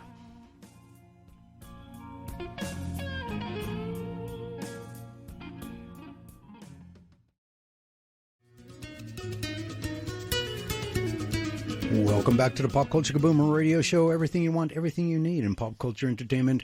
And my next guest doesn't really need much of an introduction. She is the co-founder and CEO of Storm King Productions, the Queen of Horror. Welcome back to the Pop Culture Kaboom radio show, Sandy King-Carpenter. And how have you been besides extremely busy? That's pretty much been it. At this time of year, being married to my husband is like being married to Santa Claus at Christmas. So it gets a little intense, and with the comic books that, this is our last blast of comics coming out around Halloween time before we hit the end of the year. So those are the deadlines, and we just had our TV series premiere on Friday the 13th. So my birthday, by the way. Ah, that's a perfect birthday. Yep, October 13th. So, yeah, I was going to get into that. And congratulations, because this is your return to television as well, being a producer for the 6-episode miniseries of John Carpenter's Suburban Screams that is available on Peacock. So how does it feel getting back into doing television? Well, the funny thing is, we've not stopped working through all of the strikes and COVID and all those things. Everything just keeps getting shut down. So, in a weird way, I feel like I haven't been away. And before that, I did The Manor for Amazon. And, so for me, it's all just a continuum. Okay. So I'm probably going to get hit with the NDA brick wall here, but is this the first step to more and more frequent return to television and possibly movies on the way from Storm King Productions? Yes. Oh, I just get a straight up yes. Oh, yay. I was expecting to get, can't really talk about that. So I can't talk in specific about things that aren't, the network has a thing. It used to be you talked about everything. Right. And then if things fell through, you just go, oh, well. Now they like to control the release of all information. But, we have things that have all been in different forms of development and things since before COVID. And then with all of the mergers and takeovers and executives moving different places, I just sit back and kind of watch the show and find out where we're landing next. Gotcha. That's probably a smart thing to do. Just wait to see where all the, for lack of better terminology, where all the chips fall. Yeah, because there's nothing you can do about it, so there's no sense getting upset. Awesome. So we're going to be seeing more television shows from Storm King Productions. Yes. And more movies on the way. Yes. Awesome. And I noticed that every time we get closer to Halloween, everybody starts bringing up John Carpenter's name more and more. And now all of a sudden everybody is singing the praises of The Thing, when before it was totally panned by critics and people were kind of, Oh, yeah, pornographer of violence, I think David Anson said, and he rewrote his review some years later. Yeah, but I've always loved that film, and one that's close to your heart is Ghosts of Mars. So I just out of curiosity, which was also panned. Yeah, I know it was. Love that movie. I know that was a good movie too. I know I can't understand why it was panned. I loved it. It's one of those that I will turn on just randomly to watch. And here's another brick wall. Do you think now that more television and movie stuff is on the way, might we ever see a sequel to Ghosts of Mars? That one I doubt. Rob was getting all excited. You should have seen his eyes getting all big. I'm not sure. Where else you go with that once you have wild ass Martians running around being fought by Jason Statham and Natasha Henstridge. Right. I'm not sure how much further we can take that The one. Ghosts of Venus.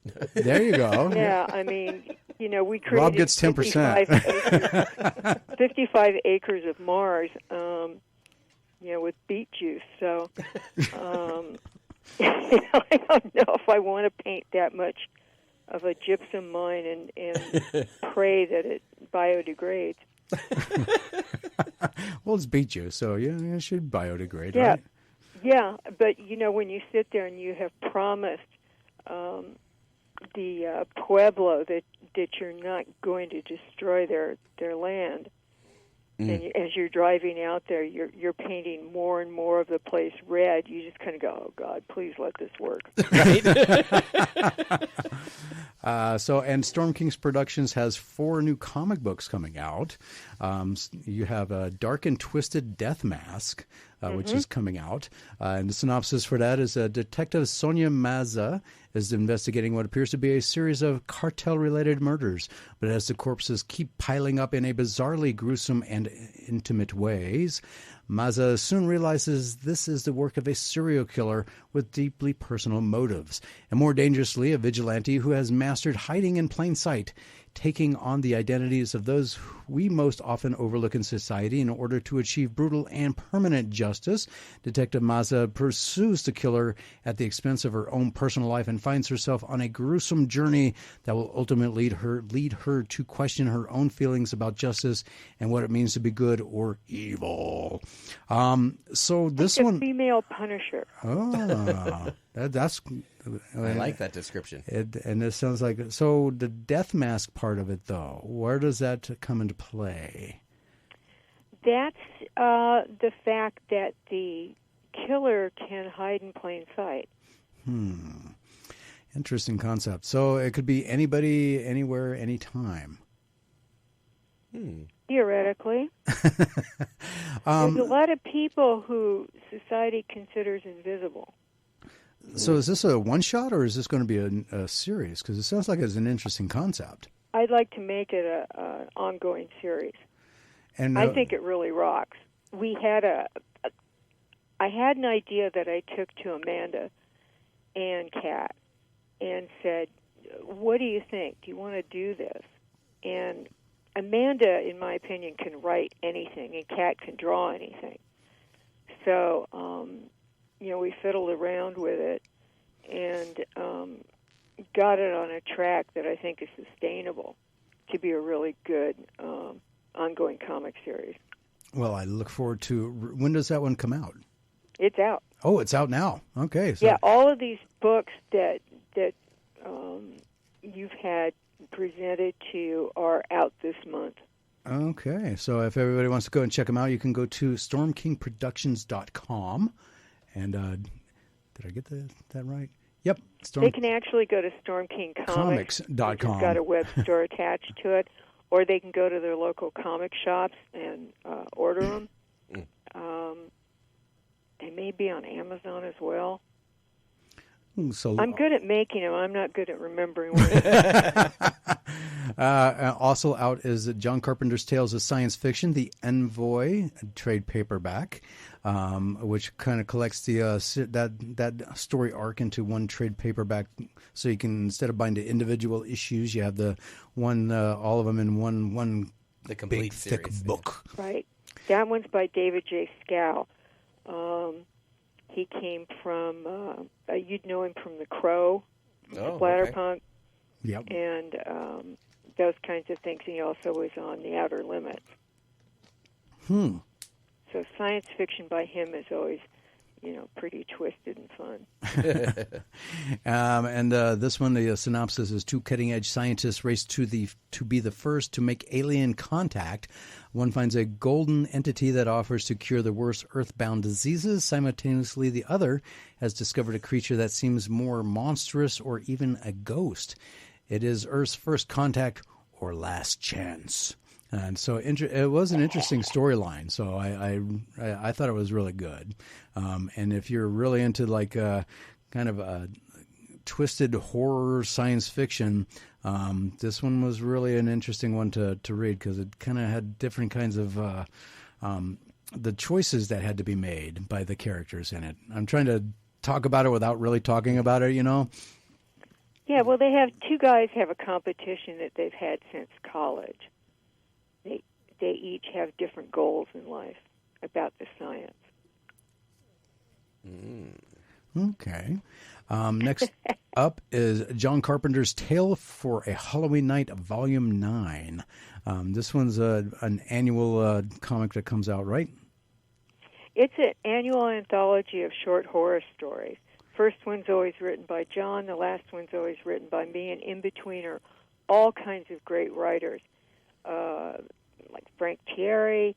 Who else in that? I forget now, because it's always about 12 stories, and so we now have hundreds of them. We've got Nat Jones and Mike Sizemore and Dwayne Swarzynski, Sean Mandrake. The whole Mandrake family tends to they're all these great comic artists and writers, and they now work on a bunch of stuff for us.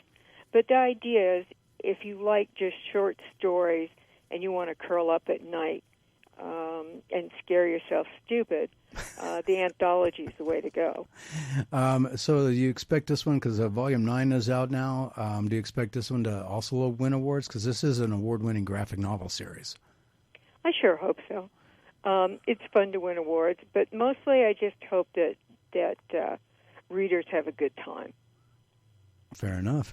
And this is one that I still think would be an interesting kind of rival. The what is it? Creep Show that they have on TV right now. Mm-hmm. It kind of needs an anthology rival, and I think this would be a great one to have out there, either on Peacock or Amazon as an anthology horror series. Hint, Yeah, hint. we were going to do one. And we actually had spent a couple of years developing it for TNT, and then TNT decided to cancel its scripted shows, and so we were kind of sitting there with no show. Much to the department's surprise, and Paramount's surprise, our agent's surprise, and mine. Basically, we all opened up Daily Variety in the morning and found out we were no longer doing a show. Oh, wow. Oof, that's wow. These things happen. Yeah. So I think that the way to accommodate something like that is to choose one of the stories and build an ongoing thing around it where you can plug in some of the other stories. That would be an interesting concept as well. So, and that brings us to the last one, which is John Carpenter presents Storm Kids Stanley and the Haunted House. A continuation of the Stanley and the Haunted House, because I know that's been done before. Stanley and his friends are sitting around a campfire eating s'mores and telling ghost stories. Bandit, being a curious raccoon, wonders if ghosts are real. He asks his friends what they think. Everyone believes in them but Stanley. Well, there's only one way to find out for sure. They decide that, and that's to spend the night in a haunted house. Like Bunnyborough Manor, Natasha brings her camera to take pictures of the things that go bump in the night, but it's not just bumps they hear. Will this make a believer out of Stanley? You'll have to join Stanley and friends on this new adventure to find out. Something for the kids. Yeah. What I realized and tried out a couple of years ago was that at the conventions, the kids were coming with the parents, and I only had books that were really for adults. And I would go, oh, that's all right. They watch Walking Dead. And I thought, oh, hell no. Right. So I did a couple of short books for little kids, and they were having fun with them. So we started Storm Kids, and there's a little division for the 4 to 8-year-olds, and then the 8 to 12-year-olds, and then the young adults. And Stanley is in the 4 to 8-year-olds, and basically it's drawn in a very Disney-esque fashion, and they're not scary. They're fun. It's so little kids get to put their toe in the water, and they get to participate when all the bigger kids are reading scary stories. And it kind of introduces them to the world of John Carpenter at the same time. A little bit. Mostly, come on, this is, squirrels and baby foxes and raccoons. And, they in the very first Stanley book, they scared themselves stupid with what turned out to be a white fruit bat. So they taunt each other, and in this one, they encounter the ghost bunnies of Bunnyborough Mansion. Oh, okay. Well, we got about a minute left. You were just recently at the New York Comic Con, and you survived that. Every year. So what is next as far as conventions for Storm King Productions? Let's see. I think the next one. Where am I next? During the next year, we will be at the American Library Association down in San Diego. We will be at San Diego Comic-Con. we will be at Planet Comic-Con in Kansas City. We will be back in New York. I think that's it. Well, I can add another one to your list. Yeah. KaboomCon, right here in Carson City. It'll be the first ever pop culture and comic book convention in Carson City. Oh, wow. So, yeah. That sounds cool. Oh, well, let me, I'll send Sean all the information. Maybe you guys, Okay. maybe a booth can be worked out for Storm King Productions. Well, that sounds like fun. Yeah, definitely.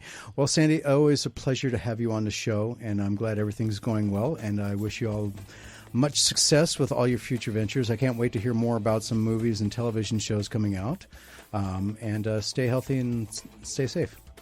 Thank you. Oh, and by the way, too. happy Halloween. Oh, yeah. Almost forgot.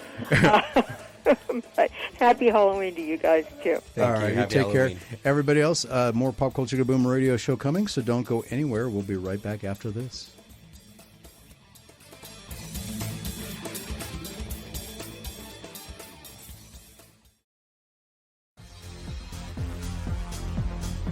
And more Pop Culture Kaboom radio show. Here's a selection from card and tabletop and video games that are coming out this week of October on October 30th that I was able to find, and we'll read you the release information for each with a little colorful commentary.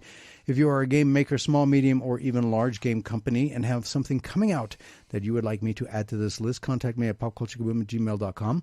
Please put upcoming game in the subject line, and in the body of the email, the company publishing the game, the name of the game with the press and release information, what type of a game it is. Very important. If it is a video game, also include if it is multi-platform or a digital release, and the date it will be released, so I can include it as a weekly release. And first up, Roller Coaster Tycoon Adventure Deluxe, and it is a multi-platform game. As an official update expanding upon Atari's fan-favorite theme park simulator from console, Roller Coaster Tycoon Adventures Deluxe introduces 80 new rides and attractions, including some new seasonally themed rides, bringing the total number to a whopping 200. A newly designed interface optimized for use with console controllers allows for seamless theme park development, making it a treat for all ages. The improved intuitive coaster builder lets you create wild, death-defying coasters. Hopefully they pass safety inspection as well. That twist and turn, swoop and swirl, Roller Coaster Tycoon Adventures Deluxe is a streamlined and approachable version of the decade-spanning amusement park builder that has taken the world by storm, designed parks, customized rides, configure attractions, and maintain gorgeous landscapes, all in the name of keeping guests entertained and happy. Are you not entertained? I don't know. I've never been one for doing any kind of simulation games like The Sims or anything like that. Rob, or is this something you would I play? love these roller coaster games. Really? Yes. I'm like addicted to them. Now, can you set them up as like death traps? I mean, just out of Oh curiosity. yeah, you Really? can, and they give you like statistics and all that, like how many G's that you're giving and all that stuff. Yeah. Now, Roller Coaster Tycoon is a little bit more like you can set them up to like they can die, and they'll like even tell you so and so was killed, and then you start losing people. You either that was the thing. People? Well, the funny thing is, depending, like you'd get either more visitors or less visitors by deaths, so it's like weird. Wow, so you'd get more visitors if people are dying on the rides? Yeah, sometimes it's like weird. Yeah. Wow, okay. But then there's like all these other new ones that are coming out, and like, yeah, I like the roller coaster like simulation games. Nice. Okay. And I like I like they call them sandbox games. I like them. So this is like right up my alley. I was actually like looking it up, like when you were. Eric says you need to play the game on VR. I don't have VR, and because I get motion sickness, it doesn't, like, I tried when it first came out. I would get very sick, very nauseous, very fast. Huh. Okay. I don't know if it's my eyes or something, but everything's like a ViewMaster. I mean, and ViewMaster's messed up my eyes, kind of like doing the 3D in movie theaters. Mm-hmm. So I don't know if I could actually. I would VR. even get sick just watching, like, because they had like Netflix in VR, and like where you would sit like in a theater. Really? and watch it like on a theater screen, and that would like make me nauseous. Huh. It was weird. Yeah, I've never tried VR, but yeah, and I don't think I ever will now. Thank you. Up next is Jock Mock, the Winter Market board game. The tranquil city of Jokkmokk has hosted a world-famous market and folk festival every February for over 400 years. But are they the same people there? The same vendors? Yeah, that could be kind of creepy. Visitors from across the globe don their warmest winter gear to experience the beautiful crafts, delicious treats, and breathtaking scenery Jokkmokk has to offer. In Jokkmokk, the winter market, you gather your family members for a lovely trip around the merchant stalls of the folk festival. Will you focus on gathering souvenirs and trinkets? Will you enjoy the sights and sounds of winter in northern Sweden? No. That sounds like that. There's like a real live, I don't know where it is in Europe, but there is like a huge Christmas market that. Oh, I know. Isn't it year round though? I don't know, but I know like at Christmas time, it's like huge, and like they have beautiful displays and like, yeah. So I wonder if it's kind of like the game version of that, but it takes place in Sweden. It could be, but I cannot. It imagine seems kind of boring, in all honesty. Yeah, I couldn't imagine it as a video game, let alone a board game. I mean, but, unless you physically get like different trinkets, but then even those will get kind of old, like for replayability. Yeah, that is very true. But, if you're into that sort of thing, there you are. I guess if you miss, like, the shopping games. I don't. RoboCop Rogue City is a multi-platform game. Become the iconic part-man, part-machine, all-cop hero as you attempt to bring justice to the dangerous, crime-ridden streets of old Detroit. Armed with your trusty Auto 9, factory-built strength, years of experience on the force, and a variety of tools at your disposal, you will fight forces seeking to destroy the city you call home in an all-new first-person explosive hunt for the truth. You have the power to decide how to fulfill prime directives in your own way, but as the story unfolds, proceed with caution because corruption and greed know no limits. Prepare yourself to protect the innocent and uphold the law. Unless they have cutscenes from that TV show, that game show, I would not play this game. Oh, it actually looks pretty decent. I saw the trailer for it. I know, but it's got to have that, I'll buy that for $1, in there, or else it's not worth playing. You know what I'm saying? Okay. I'm weird that way. It's a straight up shooter. I don't know why that would be in there. The cutscenes, the transition to the next level or whatever, Oh, no. It's got to have like RoboCop. Well, why were they in the movie then? It's like, it's the aesthetic, Up next, Pokemon Trainer Guest Champions Edition. Test your Pokemon knowledge with Trainer Guest Champions Edition. Just think of a Pokemon, answer the questions, and Trainer Guest will figure out which Pokemon you're thinking of. The Champions Edition celebrates champions from across the world of Pokemon, from Kanto to Galar. Guess and collect from 136 different Pokemon, each associated with a gym leader, Elite Four member, or champion. That's another one that sounds stupid. Yeah. So it's like, what is that, $100,000 pyramid with Pokemon. Not even. It's like 20 questions. True. Okay. Got me on that one. All right. Gangs of Sherwood, which is a multi-platform. Through the power of the Philosopher's Stone, the armies of the Sheriff of Nottingham, he had armies, are now stronger than ever, and the people of England, he was the Sheriff of Nottingham. He wasn't like in charge of all of England. And the people of England maybe they have different word, like maybe sheriff means something different. I don't think so. But anyway, and the people of England have never been so oppressed. Play as Robin, Marion, Friar Tuck, or Little John, 4 heroes with unique, fully customizable playable styles, and set out in search of riches to plunder as you give them to the poor. Well, you're not... Well, no, never mind. From Sherwood Forest to the Sheriff's Flying Castle... Okay, he's gone off the deep end. The way forward is blocked by hordes of enemies.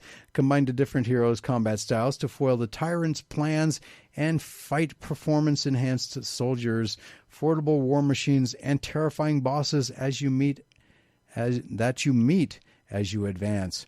Wow. Okay, they really went crazy with that whole Sherwood Forest thing, Robin Hood stuff, didn't they?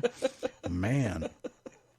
Well, there's always like, I don't know, like Robin's kind of one of those timeless like heroes, But still, this has gone way off the deep end. I mean, he was just a sheriff, for Pete's sake. He wasn't the king of England or anything. Wow. Unless you did a whole coup when I wasn't looking, but he wouldn't be sheriff anymore. He'd be king. No, I just got to find out if it's local co-op or... because I'm so sick of all these games that are coming out that are not local co-op. They're all like, you got to be online and you got to play with like people or your friends online. Why can't I play with my friend sitting next to me? Like, what happened to those days? Like, they don't do those anymore? They're very few and hard to find now. Like Mortal Kombat's like it, like, and I want other games. Like, especially all these, play 1 to 4 characters. Great. It's like the Texas Chainsaw Massacre game. I was like, yes, I was glad it came out on PlayStation, what is it? 5? Pass? No, 4? the Pass. Oh, okay. The Xbox Pass. And so I'm like, yes, I got to play it. And it's like, you have to play as one with 4 players. You can't play as a single person, and it's not local. So it's like, yeah, so you're playing with strangers, and you have to have strategies. I'm like, okay, this is not a game that I want to play with complete strangers and have to have strategies about. Unless you send them to their death. Well, yeah. That's the thing. Like, it's like, I don't know. But I'm just so sick of all these games where you get to, like, you have that anticipation of playing with friends, but you can't play with your friends next to you. Oof. Yeah, that would be a bummer. So Apple TV's gold standard of quality streaming television continues with Invasion, coming from the mind of Simon Kinberg, who did the X-Men franchise and The Martian, and David Well, who did Hunters and Citadel. This big-budget series operates as a gritty and realistic rendition of the familiar alien takeover premise, unfolding like an authentic international emergency rather than leaning into the fantastical. As evident by the Invasion Season 1 finale, the aliens' arrival was just the tip of the iceberg. Invasion Season 2 delves further into this post-apocalyptic world, showcasing how humanity is straying even further from the normalcy known before they learned they were not alone in the universe. Invasion has only now just reached halftime, whatever that means. Speaking to comicbook.com, Invasion creator and producer Simon Kinberg revealed that he has plans for 2 more seasons of this alien takeover series. And he says, and I quote, I did from the beginning. I had a 4-season arc for the show that I was building from the pilot onward. I have a structure for how I see the life of the series. We were working on the scripts, me in the writer's room before the writer's strike, and we were working on it on the scripts again, now with all the hopes that, because the second season was a very successful show for them, we will be back for Season 3. Invasion Season 2 is now streaming in full on Apple TV+. Mm-hmm. It's a good show. Okay. You know what's coming out soon? That and the trailer actually made it look actually pretty good. Is that Squid Game challenge? Oh, the real life one, show? Yeah. And they did the red light, green right. light. Mm-hmm. Did you see the trailer? Yeah, I saw the trailer. That was hilarious when they were like doing that, and the lady sitting there, and all of a sudden she gets shot with a paintball gun. She's like, "Oh crap!" I thought it was hilarious. With streamers continuously filling the void of original programming with international content, services like Hulu tried to be as accommodating as possible. Upon its August 9th release in the United States, the Korean drama series Moving, based on the Kang Full popular webtoon, was only available in Korean with English subtitles and became the most watched Korean original series on the platform. The live-action series, which is available globally on the Disney Plus streaming service, will have an English dub available on Hulu in December. Starring, I'm going to try and pronounce these, but I'm going to slaughter them completely, Ryu Singer-yong, Han Wha-hyo, and Zo In-sung. Moving tells the story of a group of South Korean spies working to protect their superpowered children from harm and exploitation at the hands of malicious government agencies. Initially recruited because of their extraordinary abilities, including flight, instant healing, and enhanced senses. It's like the South Korean version of the X-Men. Heroes. That too. Enhanced senses. I love that show. Heroes? I love Heroes. Yeah, I watch that all the time. Anyway, I digress. Now with their children exhibiting similar abilities and a dangerous assassin rapidly picking off superpowered individuals, the parents must leave their peaceful lives behind to become the monsters they once were. Yeah, it totally sounds like Heroes now that you put it out. Thanks for planting that in my head. All right. As they like to say, back to the drawing board. Following reports of a creative overhaul, Disney Plus's Daredevil Born Again series has found a new team. On Friday, The Hollywood Reporter revealed that Dario Scardin-Payne, whose work includes The Punisher and Tom Clancy's Jack Ryan, will be showrunning Daredevil Born Again. The report also revealed that Justin Benson and Aaron Moorhead, who have helmed episodes of Moon Knight and the currently airing Loki Season 2 for Marvel Studios, are set to direct all remaining episodes of Born Again's first season. Earlier this fall, a separate report from the outlet dove into Born Again's fate. A production has been paused since July due to the ongoing SAG-AFTRA actors' strike.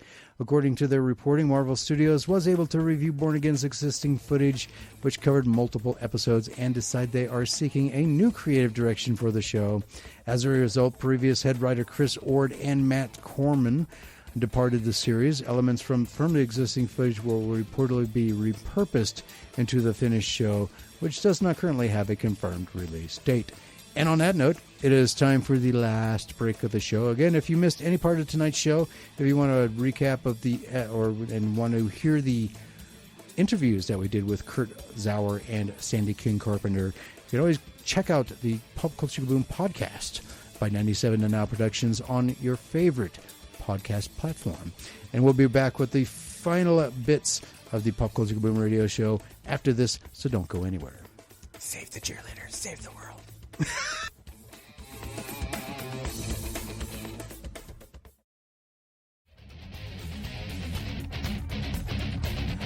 Welcome back to the Pop Culture Kaboom, our radio show. Everything you want, everything you need in pop culture entertainment.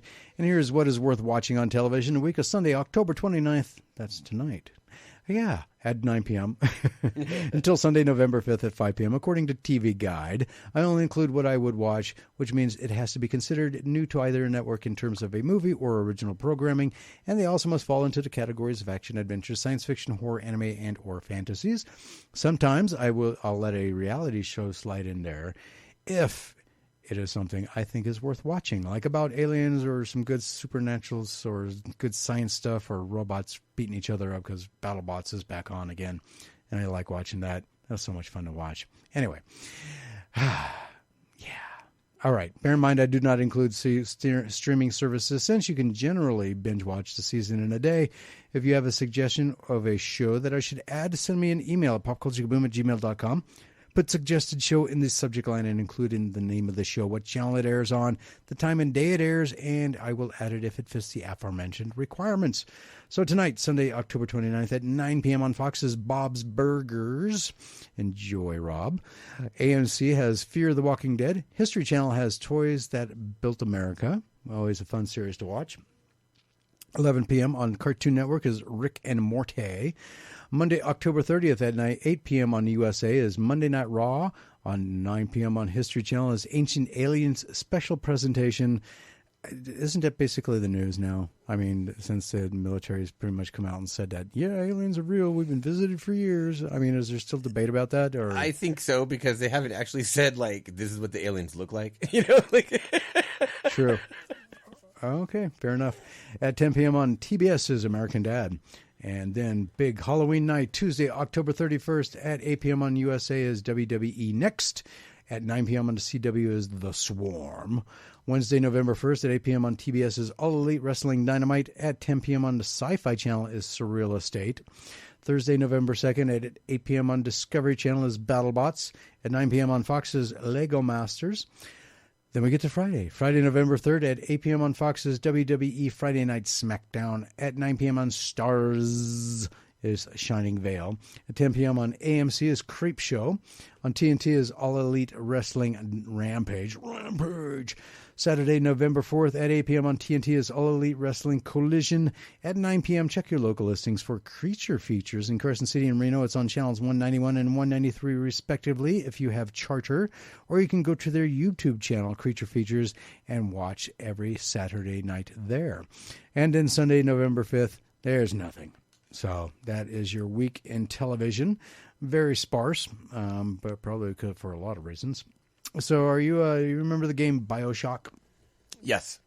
All right. So Michael Green, writer for the upcoming live-action BioShock adaptation, has an update for everyone waiting for the movie. The highly anticipated project from Netflix is being directed by Francis Lawrence, who did the Hunger Games, The Ballad of Songbirds and Snakes. So I guess if you want to see what his directing style is like, you can go watch that. Green was not able to share much, but confirmed the project is moving forward following the WGA strike. You have to measure your words or you'll start to see a laser pointer at your forehead from the Netflix legal. Hey, kind of like what Sandy King-Carpenter was saying earlier about with these TV shows or the TV stations. Green shared while talking about his upcoming project, Blue-Eyed Samurai. Oh, have you seen a trailer for that? For which one? Blue-Eyed Samurai. No. Oh, it's going to be on Netflix. It's a anime, but wow. Yeah, okay, that would probably be why I didn't see it. You got to see the trailer for that. Netflix has been amazing about it. They were excited about it before the strike. They're excited about it now. Post-strike, BioShock was first launched in 2007, immediately meeting critic acclaim. The game and franchise is set in the 1960s of an alternate universe similar to our own. Players are in the stunning underwater utopia Rapture, where the events of the game unfold. Rapture was built in the 1940s by industrialist Andre Rand, who wanted a place for scientists, artists, and entrepreneurs to thrive without government constraints. The game offered morality choices with the consequences affecting the narrative as players progressed. The graphics were another factor in the popularity and success of the game. No, I think Big Daddy, and what's that girl's name? I can't remember her name, but I can't either. Big Daddy was the only thing I can remember. The guy in the deep underwater scuba suit, yeah. You know, that if you were in any kind of Bugs Bunny cartoon, would always have, you know, the character in there with water and a fish floating in front of their eyes. Anyway, the game offer, blah, blah, blah, blah, process. Several sequels spawned, leading to a very successful franchise. I got called the how's it coming along the minute the strike was over. Are you about ready? Been meeting regularly with Francis Lawrence and his team to refine a draft to go back in. Green said, we're all optimistic. We all love it. It's a great big sprawling nightmare world we want to see real. So here's hoping. Here's hoping. I would love to have an update for you soon. Me too. So the hits keep coming for the Mission Impossible franchise. Mission Impossible Dead Reckoning Part 1 can only be called the COVID canary in the coal mine because it was the first production that shut down due to the virus at the end of February 2020. It had a hard time getting back on its feet and had to restart production several times, which ballooned the budget. So by the time the film finally came out in July, it needed to go gangbusters, and it just didn't quite get there. It was a movie where $500 million is considered an underperformance. Wow. Now the eighth film and the follow-up to Dead Reckoning Part 1 has also been hit with delays. This time, however, it was avoidable because it was due to the ongoing strikes and studios not wanting to pay writers and actors livable wages. Oh, he just had to throw that line in there, didn't he? These films require a lot of post-production work, so it isn't surprising that Variety is reporting that the next Mission Impossible film is moving from June 28th, 2024 to May 23rd, 2025. That's a whole nother year. Mission Impossible 8 isn't the only film that has been delayed. The prequel film A Quiet Place Day 1 is also moving, but not by nearly as much. It is moving from March 8th, 2024 to June 28th, 2024, taking a spot previously held by Mission Impossible. If, a fantasy comedy directed by John Krasinski that stars Ryan Reynolds, Krasinski, Alan Kim, and Phoebe Waller-Bridge, is moving from May 24th, 2024 to May 17th. If A fantasy comic. Okay. It's called If. I was confused there for a second. Mm-hmm. As Variety notes, this gives the film more breathable room as the 24th is packed with lots of big releases like Furiosa, Garfield, that's a big release, and Kingdom of the Planet of the Apes, which I haven't really heard much about, but I guess it's probably going to be the last Planet of the Apes movie, probably. Who knows? I'm so done with them. Really? Oh, my gosh. The last one was just terrible. Oh, okay. Fair enough. Sylvester Stallone starred as a retired superhero in last year's Samaritan. You know what was a really big confusing thing for me? Mm-hmm. Victor Dandridge Jr., who is a comic book creator and has been on this show numerous times. He does Vantage In-House Publishing, which is his imprint. Okay. And he's done all kinds of things in the comic book world as an independent creator. Okay. He actually had a comic book called The Samaritan. Oh. So when I first saw the trailer for this come out, I'm like, The Samaritan? What? So me and about 1,000 other people contacted him. He actually had to put out something saying, no, I had nothing to do with this movie. It has nothing to do with my franchise. Wow. Like, it looks too much like it, though. But, yeah, I guess it has nothing to do with it. But anyway. That's sad. Yeah. In last year's Samaritan, and today sees the Hollywood Reporter confirming that a sequel is officially on the way, which will see Stallone reprising his role. Bragg F. Schultz will be writing the script for the follow-up, who also wrote the original movie. Last year's Samaritan was directed by Overlord director Julius Avery, though Amazon Studios did not reveal if Avery would be returning. Following its release, Samaritan was reportedly the #1 movie on Prime Video for 3 weeks, according to numbers provided by Amazon. There is no release date announcement for the Samaritan sequel. Samaritan is described 13-year-old Sammy Clary suspects that his mysterious and reclusive neighbor, Mr. Smith, that's a good name, is actually a legend hiding in plain sight. 25 years ago, Granite City's superpowered vigilante Samaritan was reportedly dead after a fiery warehouse battle with his rival Nemesis. Really, his arch nemesis is called Nemesis? Most believe Samaritan perished in the fire, but some in the city, like Sam, have hope that he is still alive. With crime on the rise and the city on the brink of chaos, Sam makes it his mission to coax his neighbor out of hiding to save the city from ruin. Okay. Wow. I didn't see the first one, so I don't know if it necessitates a second one. I didn't either, but I didn't think too many people were too sprung on it. But anyway, I guess that's probably because it was on Amazon.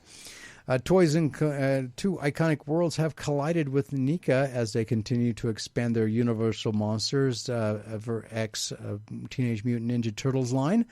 We have seen quite a few of these Teenage Mutant Ninja Turtles before, with Leonardo as Hunchback, Raphael as Frankenstein, Michelangelo as the Mummy, and even Donatello as the Invisible Man. But I didn't see that one. Oh, that was terrible. Yeah, I know. However, it looks like a new wave of these figures is on the way as Leonardo is visiting a very ominous Black Lagoon. That is right, the Universal monster film Creature from the Black is embracing the ooze for its next Teenage Mutant Ninja Turtle release. Leonardo as the Creature is on the way and creates a truly horrifying new monster. Creature Leo will come with a variety of swappable hands, a skeleton hand, as well as 2 harpoons and a baby turtle. That I don't. Why doesn't he have hands like the creature from the Black Lagoon? No idea. The skeleton hands, because that was the whole premise of the movie, is because they found that fossilized creature hand. So we found this new life. So that's why they went back to the Black Lagoon, because they discovered this fossilized hand. But the creature didn't have fossilized hand. Didn't have no, he didn't. Skeleton hand. No, he didn't. But the skeleton hand is for the the prop. Okay. Anyway. To tie it in with the movie, I guess. I have no idea. The entire figure will get its own window package box and will be a highlight for any Universal Monsters of Teenage Mutant Ninja Turtles collection. Pre-orders have not arrived yet, just so you know, but go to Nika.com if you want to keep an eye on that. Gear up for a showdown like no other with McFarlane Toys' brand new Pacific Rim Page Punchers collection. We have seen both a Jaeger and Kaiju sets, and now a gold label Amazon exclusive starter pack is on the way. Fans will be able to dive deep into the world of Pacific Rim once again with 2 comics from Legendary Comics' Pacific Rim Aftermath miniseries, giving fans who missed this series some untold stories after the 2023 film.